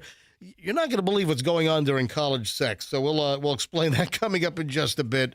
Also, surprising new details from researchers if you smoke pot. That is just scratching the surface. Loaded next here on the MJ Morning Show on Q105, 104.7 FM. I was speaking to Lorenzo last night about something completely unrelated. Because, they're having an air conditioning problem over at Veterans. They got to replace something at Veterans Ford, so we're talking about air conditioning. And, the fact that, we've got, great air conditioning connections here at the MJ Morning Show. But Lorenzo is the general manager, and he's the managing partner of Veterans Ford. Folks, I'm going to tell you right now, you're going to love dealing with Veterans Ford. Let me ask you a very serious question. Do you want to pay more for that brand new Explorer or F-150 or F-250 or whatever, Mustang, Mach-E, whatever Ford you're looking for? Do you want to pay more for that than you should? Oh, by all means, if you want to pay more, then go to a different dealership. If you want to get unbelievable service, if you want to have an unbelievable experience, a pleasant time, and get that Ford for the lowest price in the area, then you go to Veterans Ford and you mention the MJ deal. You walk into Veterans Ford, Linebaugh and the Veterans Expressway, and you say, hey, I listen to the MJ Morning Show. I want the MJ deal. No other Ford dealer in town will beat a Veterans Ford deal when you mention me, MJ. Veterans Ford, Linebaugh, Veterans, tell them that MJ sent you. Air conditioning problems, it is simple. Take care of your air conditioning woes right now. Or maybe things are working smoothly, but maybe things go all kaflooey next week, next month. Listen, maybe it's July when it's hot as you-know-what out there. It's Air Rescue. Air Rescue is the new name to get great fast service at a great price. What happened to Plan B? I kicked them to the curb. No. Plan B and Air Rescue, same ownership. They're just merging, and they're picking the better name, which is Air Rescue. So any air conditioning and heating issues that you have, you need new installation. Right now on high SEER systems, 0% financing. Any air conditioning problems, get it fixed at a great price. If they're not there on time, you don't pay the diagnostic fee. Mention me, MJ, get 10% off. It's airrescue.com, 888-NEVER-WAIT. Tell them MJ sent you. MJ Morning Show back in a minute. If else, we have an accident.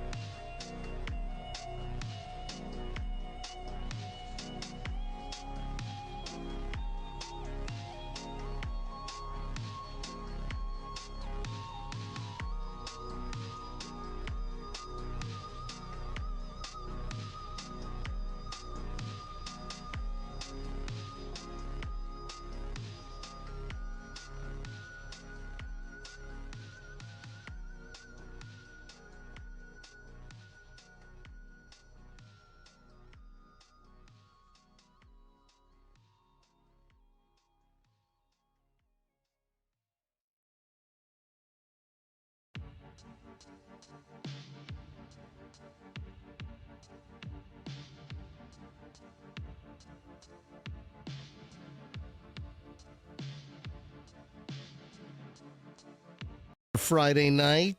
Oh, I am. Yeah, both of us.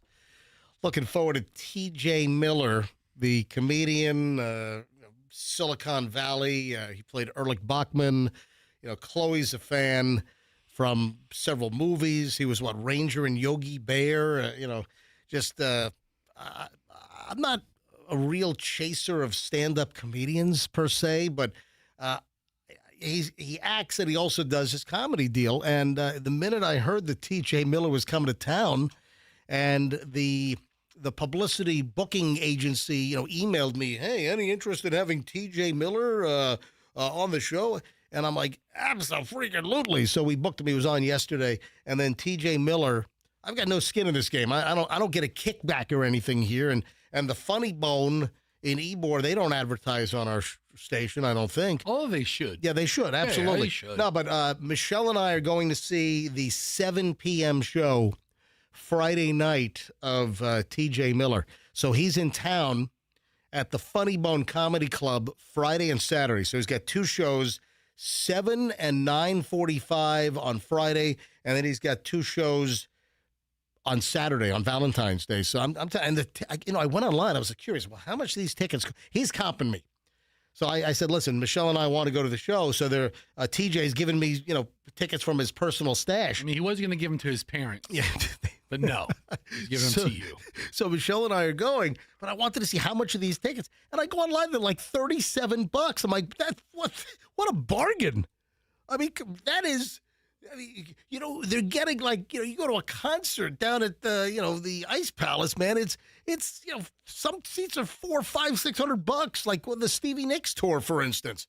That's a bargain. Listen, I would highly recommend, if you're looking for something to do on Friday and Saturday, 2 shows each night, just go to the Funny Bone website, Funny Bone Comedy Club. I think it's on 8th in Ybor, and we're going. That's what's dragging me to Ybor on Friday night is T.J. Miller. So, hey, join Michelle and me. Get a slice of pizza at New York Pizza on 7th. Get Michelle all liquored up.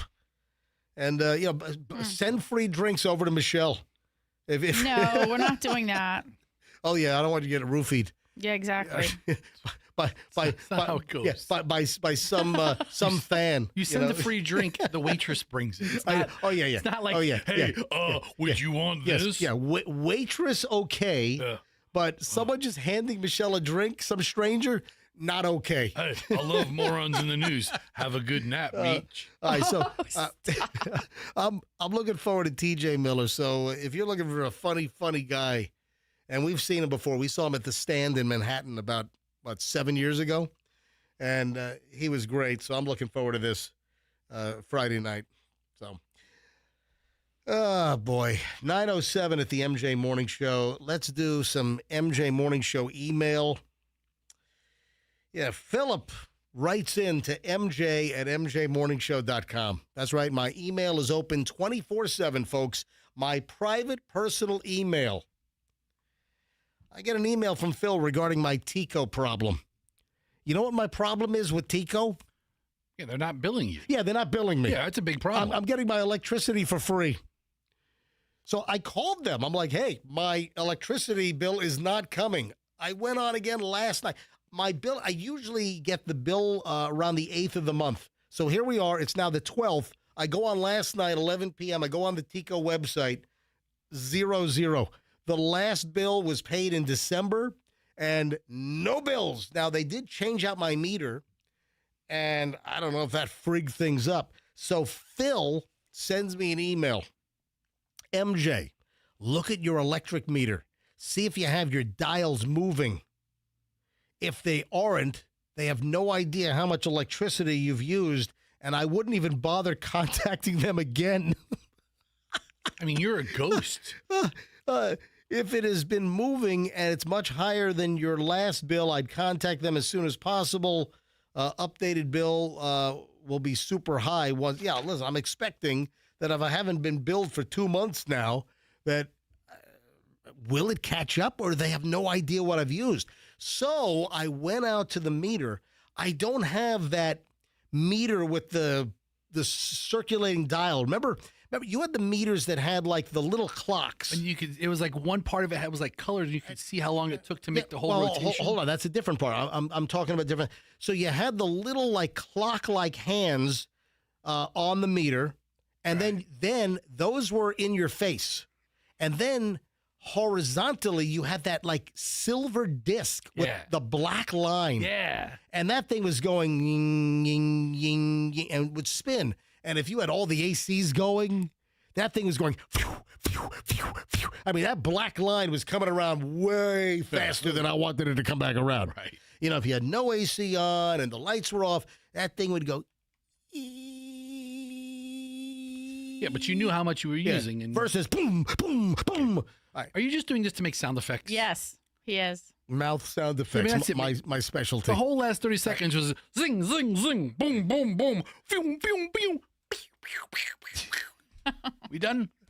So anyway, you have a box that doesn't seem to be connected to the mothership. Yeah. Apparently not. And I called Tico. I said, please make a note in my file. I'm calling. So they can't accuse me of like intentionally stealing services.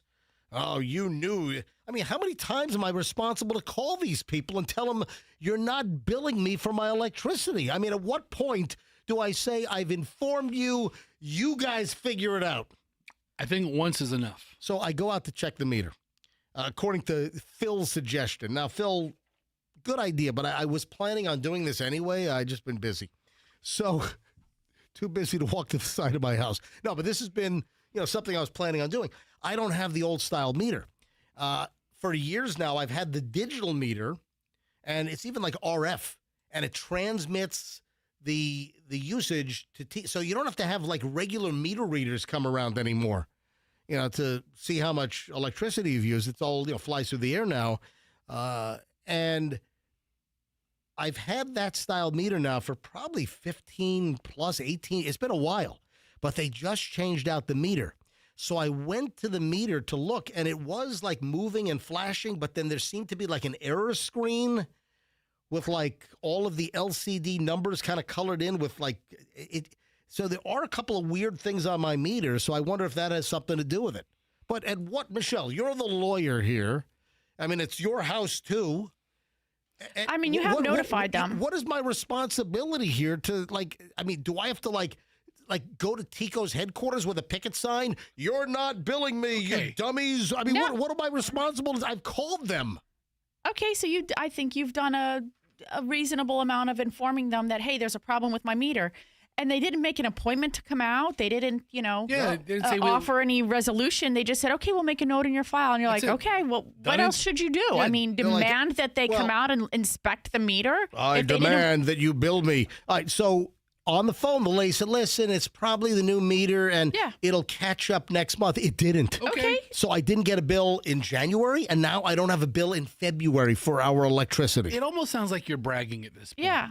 Just let it go. I'm really starting not to like you. Oh, yeah. Look at Mr. Free Electricity MJ. I'm a flashy bragger over here. You sounds like you're bragging. I'm wearing a free T-shirt. Listen, it sounds like you're bragging. Yeah, okay. It sounds like you're bragging. Yeah. I don't pay for my electric. They don't bill me. All right, here's another Nancy Guthrie email. Hey, MJ, while the situation with Savannah Guthrie's mom is tragic and terrible, why does it deserve more media attention than other mothers, fathers, husbands, wives, sisters, and brothers and children that go missing every day? For example, whatever happened to that older man that went missing in Largo around Thanksgiving? I haven't heard anything in a long time. I remember that story, and I have not heard an update whether they found him. Didn't he just move from Greece? Mm-hmm. Yeah. Michelle, can you look that up? Can you see if there's anything on that? The guy that went missing here in Pinellas, and I think he was just a couple of months in the U.S. from Greece and came to be with his family, and I haven't heard whether there was a resolution or a happy ending, to that story. And again, listen, this came from I don't know, Arstum. Yeah, he's been missing since December 12th. Still? He was in his pajamas from the Point Apartments in Clearwater. Still?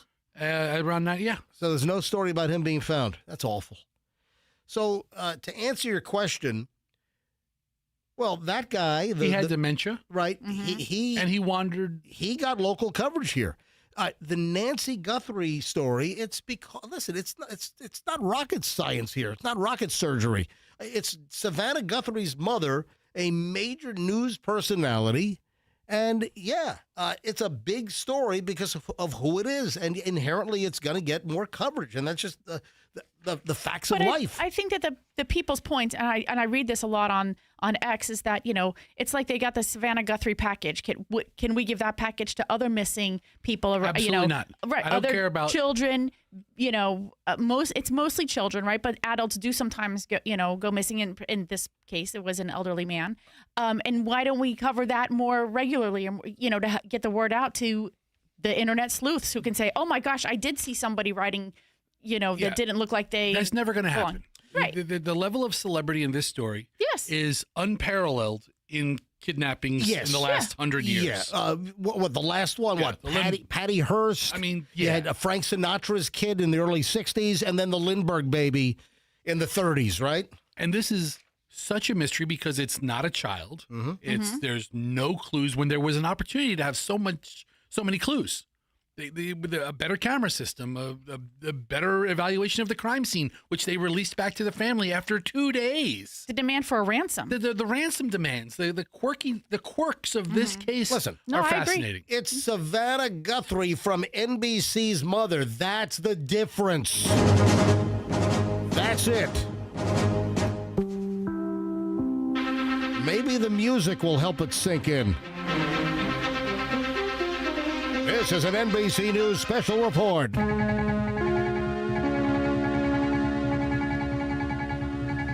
Then here's an email from Karen. Karen writes, any chance Gray Bull Rescue can find Savannah Guthrie's mother? That's not a bad idea. Do they search for people or do they rescue people once they know where they are going to be? They rescue people. Yeah, they rescue. I don't know. Maybe they can open up a new division. Dude, if she's held by the cartel in Mexico, Gray Bull can go down there and bust her out. Yeah, that's right up Gray Bull's alley. And then here's one more email. This is from Brian Yeck. I love his name. Y-E-C-K? Yeah. Okay. What the Yeck? Brian Yeck. Only think better if it was Brian Yak. But I like Brian Yeck. They changed it at Ellis Island to delineate them from all the other Yeks. Brian Yeck writes, MJ, there's no evidence that supports the kidnapper's a man. I don't know. That's a true thing. I saw a side-by-side picture of the person at the door and Annie, who is beefy. And they're like, okay, similarities. Or maybe like Melissa McCarthy before she lost all that weight. We're making a lot of assumptions here. We are. That is correct.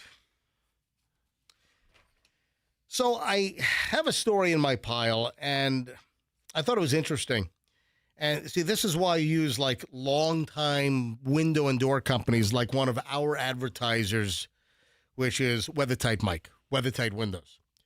So they've been around for years and years and years, and WeatherTight Windows, WeatherTight Mike, impeccable reputation. This is not a commercial. This is just something factual I'm pointing out, because I saw a story about Mr. Window,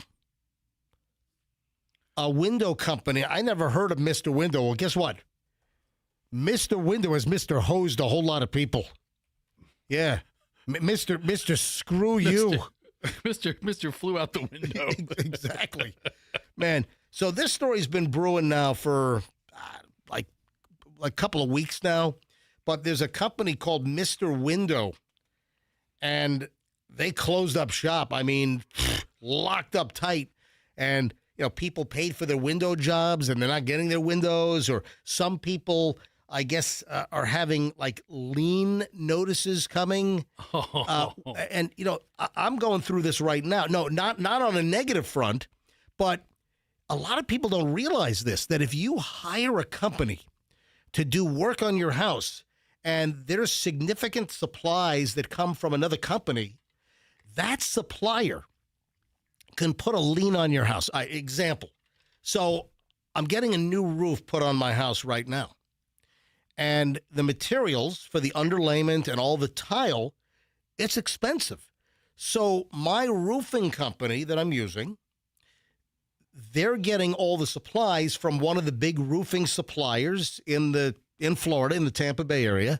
And I got a lien notice in the mail from the supplier saying that this is not a bill, you're not in any trouble.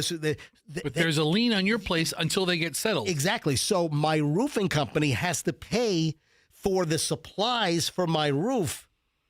Then the lien is dropped, released.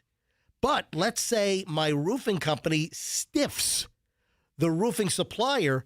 The roofing supplier can come after me. So technically, and this is what's happening, I guess, with Mr. Window, you have people that will pay the company doing the work.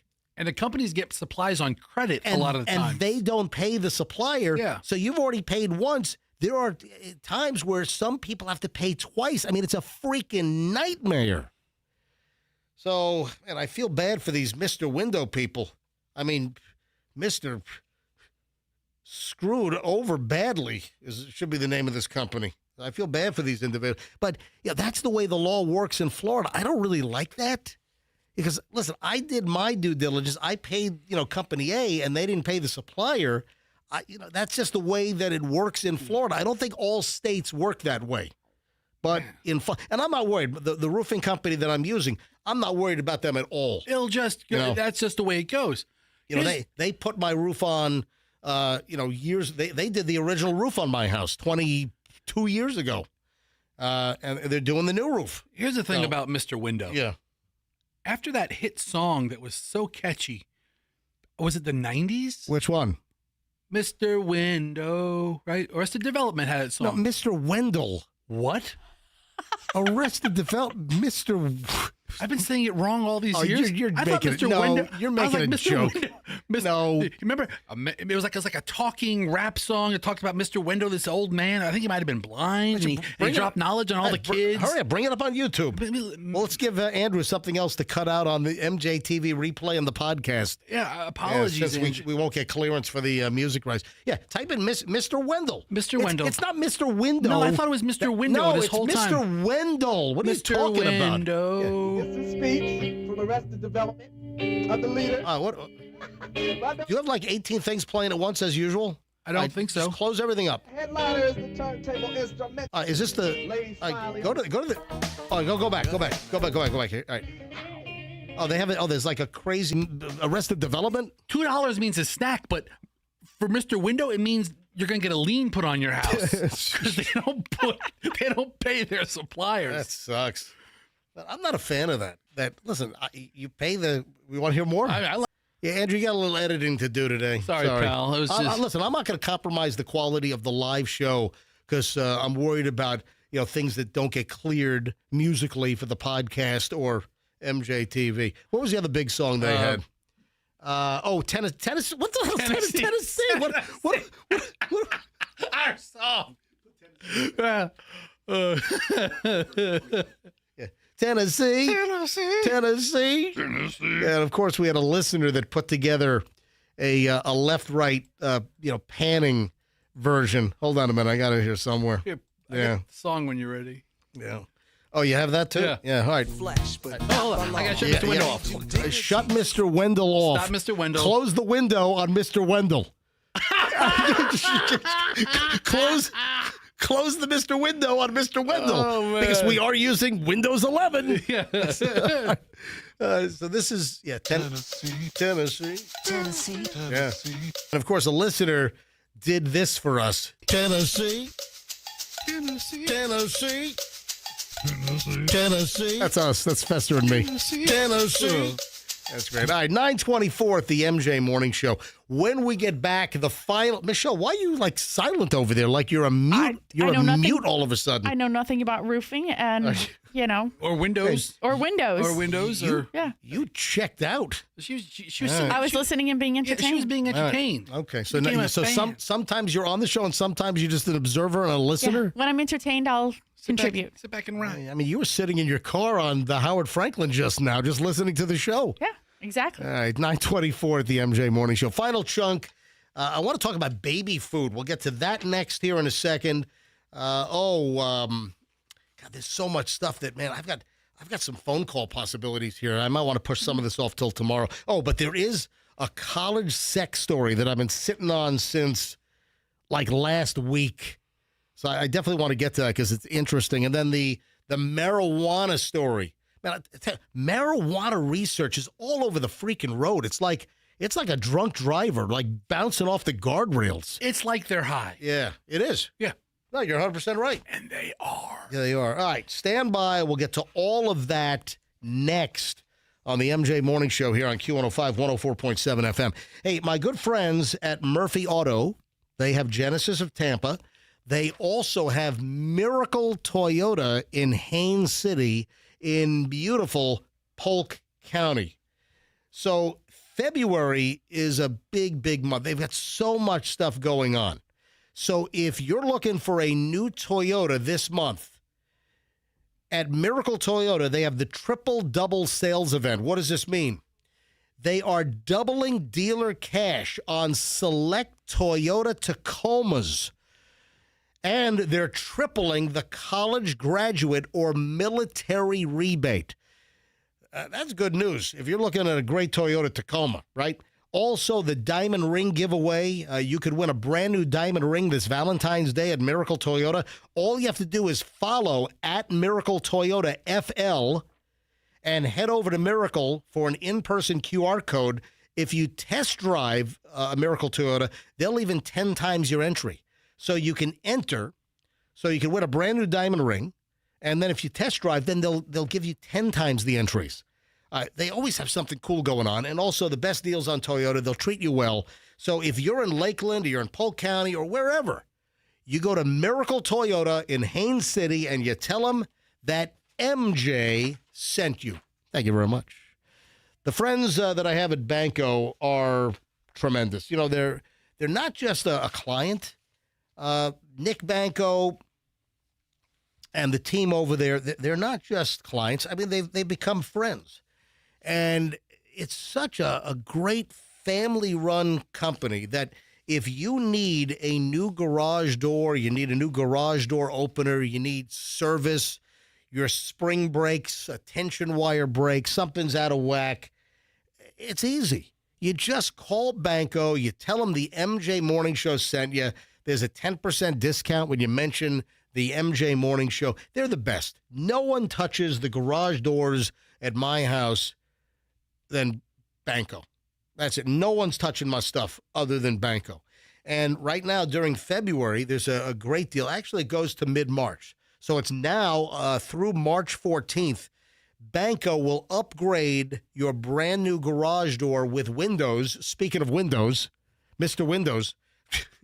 So they will upgrade you with free windows. So here's the deal. You choose any Clopay premium insulated garage door. They've got the modern steel garage doors, the more traditional, the Coachman, the Canyon Ridge. So you get any of the premium Clopay garage doors to make your house look better, juice up the value, the curb appeal. And right now, through March 14th, they'll throw in the windows for the garage door for free. It's usually an option and an upgrade. Get them free. So if you've been thinking about a garage door, get a hold of Banco right now. BancoDoors.com. BancoDoors.com. Tell them that MJ sent you. Traffic's on 928. MJ Morning Show back in just a second. We have an accident on the Suncoast Park.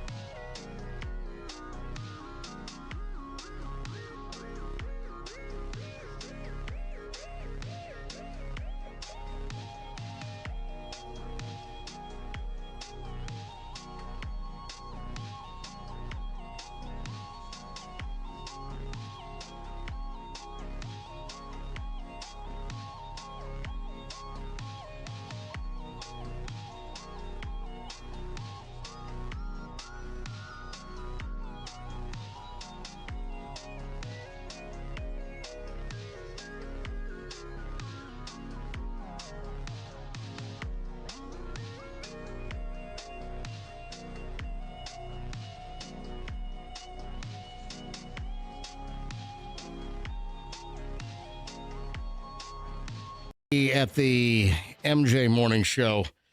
Man, folks, please stop sending me. It's mostly through Instagram, direct messages. Please stop sending me this meme that Jeffrey Epstein has been spotted in Israel walking around with a beard. Knock it off. I mean, I've had 150 people, and, you know, it's always, oh, yes, facial recognition has determined it's a 98% match for Jeffrey Epstein. No, it's not. Somebody just said that and put it on social media. I mean, the stuff that people believe. It's not him? No, Jeffrey Epstein is not alive. You know, a debate that is real is, did he kill himself or was it done for him? No, I think there's also a debate now whether he is actually dead or alive. No, come on. That's ridiculous. That's preposterous. So, folks, stop sending me the reels of Jeffrey Epstein walking around in Israel, all right? It's not real. That Epstein is not real. Not real. Oh, that lady. I want to see that. I want to get that meme now. What? The Jeffrey Epstein is not real meme? Yes. We ought to create that meme, is what we ought to do. Listen, I think you've heard that excessive sun exposure is not good for you. A 65-year-old woman has died sunbathing. Man, you got to be careful sunbathing. You know, too much exposure. I mean, the skin isn't, in modern society, the skin isn't built for that kind of exposure. Stop right there. She didn't actually die from the effects of, like, UV rays. Oh. No, she was run over by a car when she was outside sunbathing. Oh. Yeah, it's terrible. No, it's terrible. I'm sorry.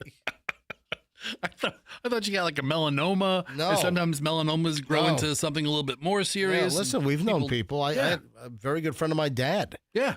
Was always out shirtless, and my dad would say to him, "Dude, you're red as a tomato. You got to." And he ended up getting melanoma.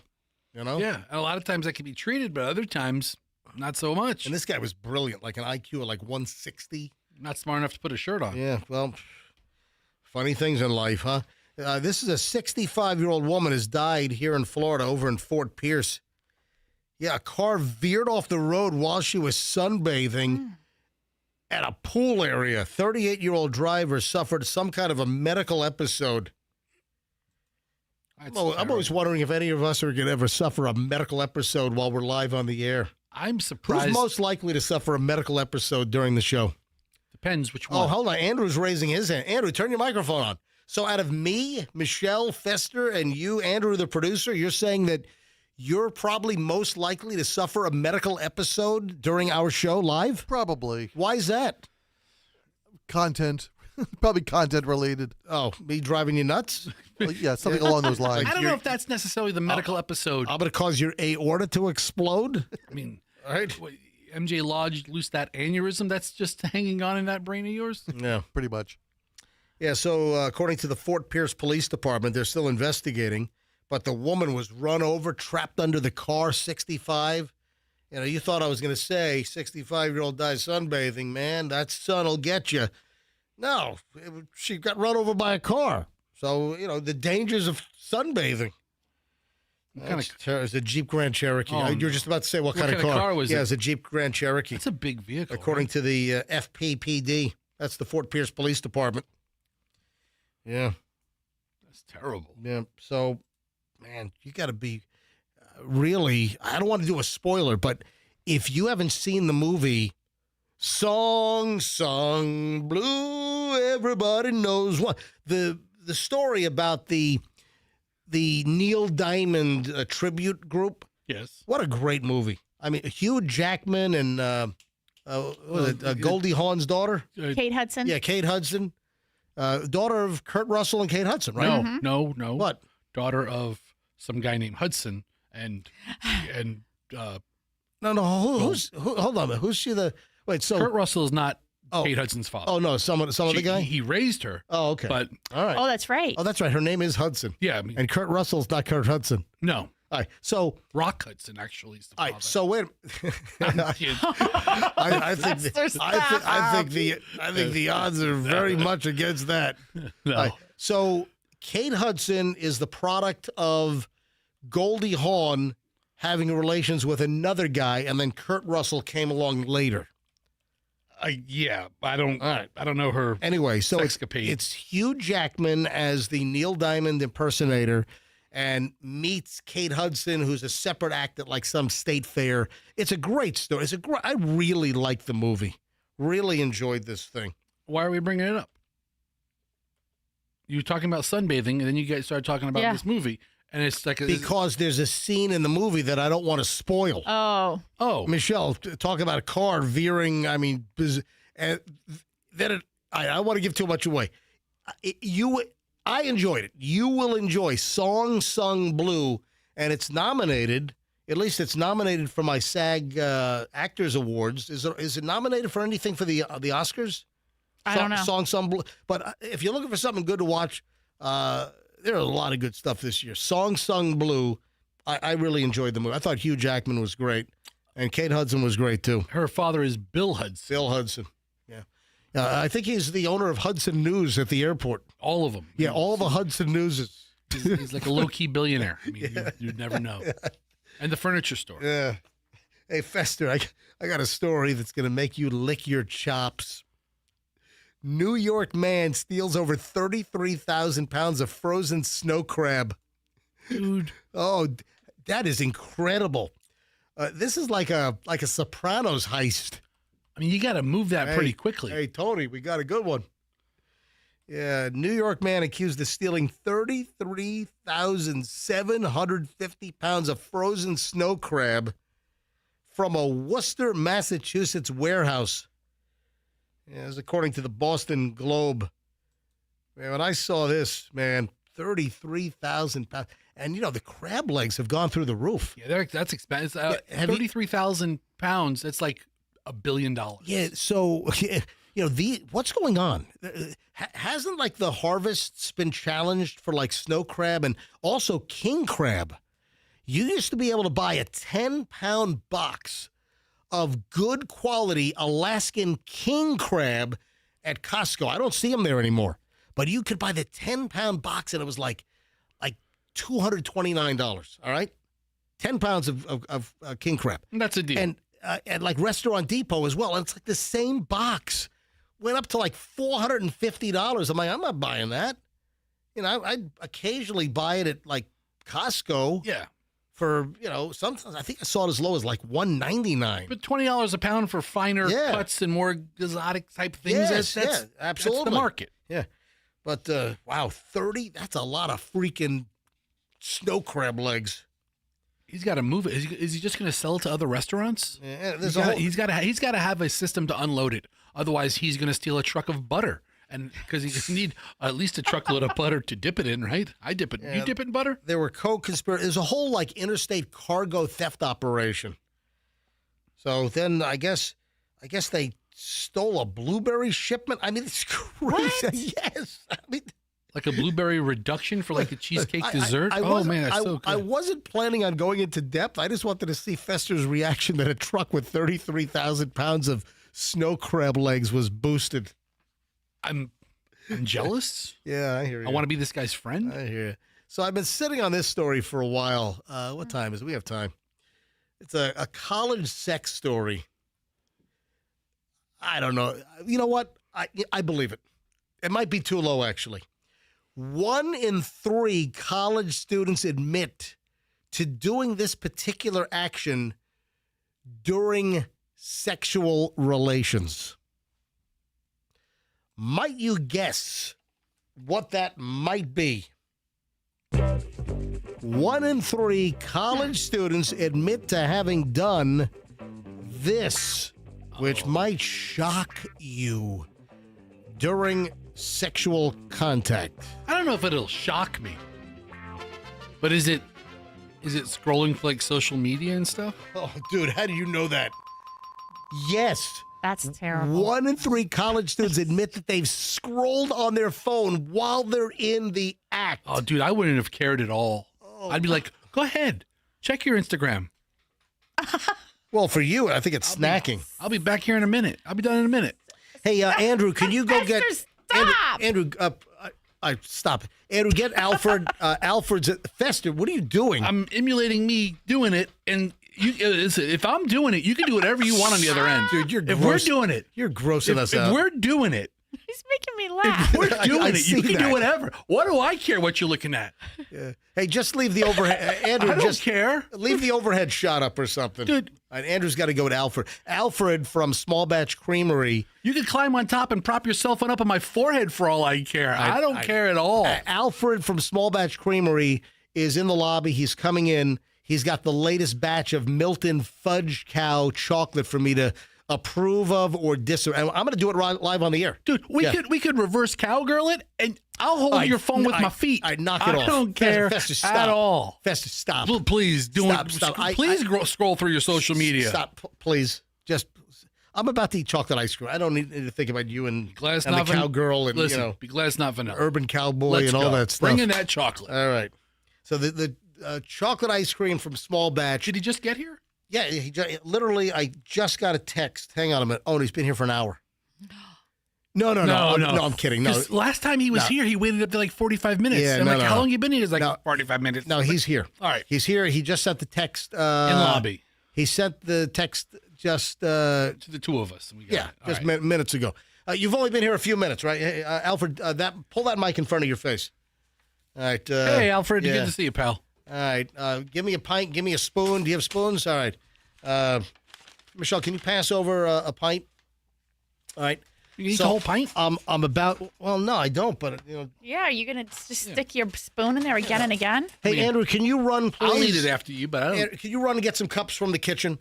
So here's the deal. Thank you, Alfred. By now, everyone knows that Small Batch. Don't stick your spoon in there. I'm gonna put my straight tongue in it. So everyone knows by now that Small Batch Creamery in St. Pete on 4th Street is the exclusive purveyor of my Killa Vanilla. It's MJ's Triple Killa Vanilla ice cream. The best. Alfred, pull that mic in front of your face. Hey, buddy. Officially, my Killa Vanilla, the Triple Killa Vanilla MJ ice cream, is the best-selling ice cream flavor you've ever had in the 3-year history of Small Batch. Going on 4 in June. Going on 4 years in June. I'm the best-selling flavor ever. Ever. Give me 2 cups. Right. Give him a cup. So the next flavor we're launching is my chocolate, which we're going to call Milton Fudge Cow. So hang on, I'm holding up. I've got a pint right here. All right, and then you actually took my recipe. Fester, you're going to love this. Michelle, listen to this. Alfred has an ice cream scientist professor that he works with. Oh, really? And the professor took my recipe and scaled it for Alfred's commercial batch freezer so it had the same color, the flavor, consistency. Is that correct? Correct. All right, so I'm now going to test this. What do you think of it before I taste it? Oh, I love chocolate. It's very chocolatey. All right, Meech, you got a spoon? Mm-hmm. Here's some for you, Meech. Meech over there. All right, so I'm going to taste this right now. And I'm very excited. See, folks, the goal is the flavors that I make at home in my small home machine, which is, I have a semi-professional machine, but it's different when you then do it in a commercial machine like what Small Batch has. So you got to scale everything, and you have to make sure the ingredients are correct. So you got to add more based on my recipe. All right, so here we go. I'm about to take my first taste. Now, Michelle, you're an expert on my chocolate because I've been making you my chocolate now for 5 years or whatever. So, Michelle, what do you think? Michelle's testing the latest batch. I don't even want to talk. I just want to finish it. Is it good? Okay. Oh, very good. Yeah, it's pretty close. It's very rich. Oh, man. Extremely. Yes. Lots of expensive chocolate in it. I have some chocolate chips in here, though. How did chips get in here? There shouldn't be any. Yeah, I just had a couple of chips. Yeah, I had like 2 chips. Hang on. We might have to emulsify it a little more. No, those are real. I had a couple of real chocolate chips in here. Yeah, Alfred, this is pretty close. I think it's all over my face. You have to be a super crazy chocolate fan. This isn't for the casual chocolate fan. No. Right? No. I mean, This the is like- vanilla is okay, let's talk about it. The vanilla is for everybody. Because because No. vanilla's vanilla. No, not always. I mean, if you're into vanilla, Yeah. but even this is the richest chocolate I think I've ever had. Mm-hmm. Yeah, and this is Alfred. This is very, very close now to my recipe. So we could tweak it a little more if we need. We're close. I'm going to do one more batch at my house, and we'll do a side by side. But I'm going to say, Michelle, this is pretty close, isn't it? This is the richest, most decadent. This is like, it's like you're drowning in chocolate. You keep talking and we'll keep eating. Alfred, I'm impressed. So I need to cut it with some vanilla. What's this professor's name? Goff. Professor Goff? Yes. He's an ice cream scientist? Yes. And he took my recipe so you could actually scale it and make it so we'd have the same flavor profile. We worked on it, to get man. the base down. Oh, dude, we are close. Because your chocolate has a lot of fat in it. And we needed to bring the solids and the fats down. Well, guess what? Fat is flavor. Oh, my. You know what? This is good. Very good. Yeah. I gotta work out with Michelle in like an hour. You're gonna fall asleep during the workout. Yeah, dude. Yeah, we're close, folks. I didn't know we'd be this close. I think I see launch date at the end of the tunnel. We are going to get close. What is today? Today is February 12th. Yeah, I think we're pretty close to launching the next flavor at Small Batch Creamery. The follow-up on MJ's Triple Kill of Vanilla, the best vanilla ice cream we've ever had, will be Milton Fudge Cow chocolate ice cream. Launch date to be determined, but, dude, we are close. They could come in and get a scoop of each. Oh, yeah. Like a duel. Yeah, like black and white cookie. It's like vanilla and chocolate. Yeah. The ice cream is black. The ice cream is white. Together we learn to, Yeah, I get it. Yeah. I'm impressed. Absolutely. All right. So did I finish up with the college scrolling? I think I did, right? Yeah, when I'm making a humping motion. Oh, yeah. Yeah, I think we're done. Oh, you know what time it is? It's time for me to eat more ice cream. More ice cream time?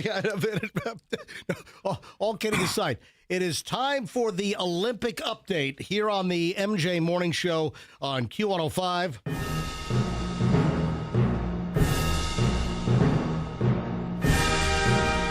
Ladies and gentlemen, it's time for the MJ Morning Show Olympic update. And if you think we're going to give you medal count, forget about that. We don't do that crap. Yeah, medal. Are they even giving them out this year? Yeah, what was that? Are they even giving them out this year? No. Well, they are. They're breaking. The medals came from Temu. That's been discovered. Yeah, that's why they're breaking and falling apart on the podium. I mean, you got Olympians are going up on the podium to get their medals, and they're falling off the ribbons and clanking on the platform. Hey, Andrew, are you giving me a thing? Andrew was like, were you giving me a wrap up? A hurry up? Mm-hmm. I'm not a wrap up. It's only 9:51. Why are you giving me? We got 4 minutes. Oh, so he's giving you the wrap up now, so you end up ending in 5 minutes. So the Olympics update. Now, apparently, the Norwegian biathlete Storia Holm Legrid now deeply regrets bringing his cheating on his girlfriend to light during his interview after he won bronze in some skiing biathlon event or whatever. We told you the story yesterday. That's like, duh.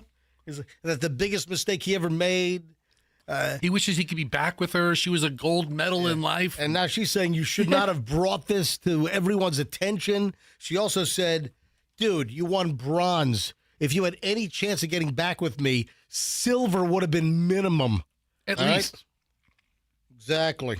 All right. Yeah, the girlfriend came forward. She responded to all of this. She did. Yeah. That's why I'm bringing it up. The girlfriend literally said you should not have brought our personal business to the world. So she's pissed off. I don't think things look really good. What else do we? Oh, Michaela Schifrin. You see what she did? She had some kind of a malfunction, and shaved off half her eyebrow. Yeah. What? Yeah. No. Yes. I didn't see this. Michaela Schifrin details why fans are seeing her with half an eyebrow at the 2026 Milan Olympics. Yeah, she revealed that she's got a half an eyebrow. She said there are cameras everywhere. There are people around. She finished fourth place in the women's team. Oh, my God. Look at her eyebrow. She like zoomed right down the middle of it. Yeah. So I guess she was doing some personal grooming with a little clipper or something. She was probably shaving up I think she's got a girl mustache. Yeah. I think she was trimming. I'm kidding. Listen, Michaela Schifrin. I'm joking. I'm kidding. She's a beautiful woman. Yeah. And a talented athlete. What is she in? What does she do? Besides eyebrow shaving. Dude, she's a skier. I don't know any. She's a downhill skier. Unless your name is Lindsey Vonn, or you're a hockey player. Yep. I don't know anybody in the Olympics. Okay. Is the Flying Tomato? No, he's like He's 60. A commentator now. Yeah, I don't know. He's an announcer. I don't know who's that flamboyantly beautiful man who. Greg Louganis. Okay, that's diving. Yeah, he's Summer Olympics. He's diving. Yeah. All right, we got to go. All right, folks, that was the Olympic update here on this. All right. I can't wait for more tomorrow. Cheating on the girlfriend and shaving your eyebrow off. That's the Olympic update here on the MJ Morning Show. Folks, have a great one. We'll see you. Alfred, the ice cream. Yeah, we're almost there. We might be there. Excellent. Folks, we'll see you back here tomorrow. MJ Morning Show on Q105, 104.7 FM, and let's be careful out there.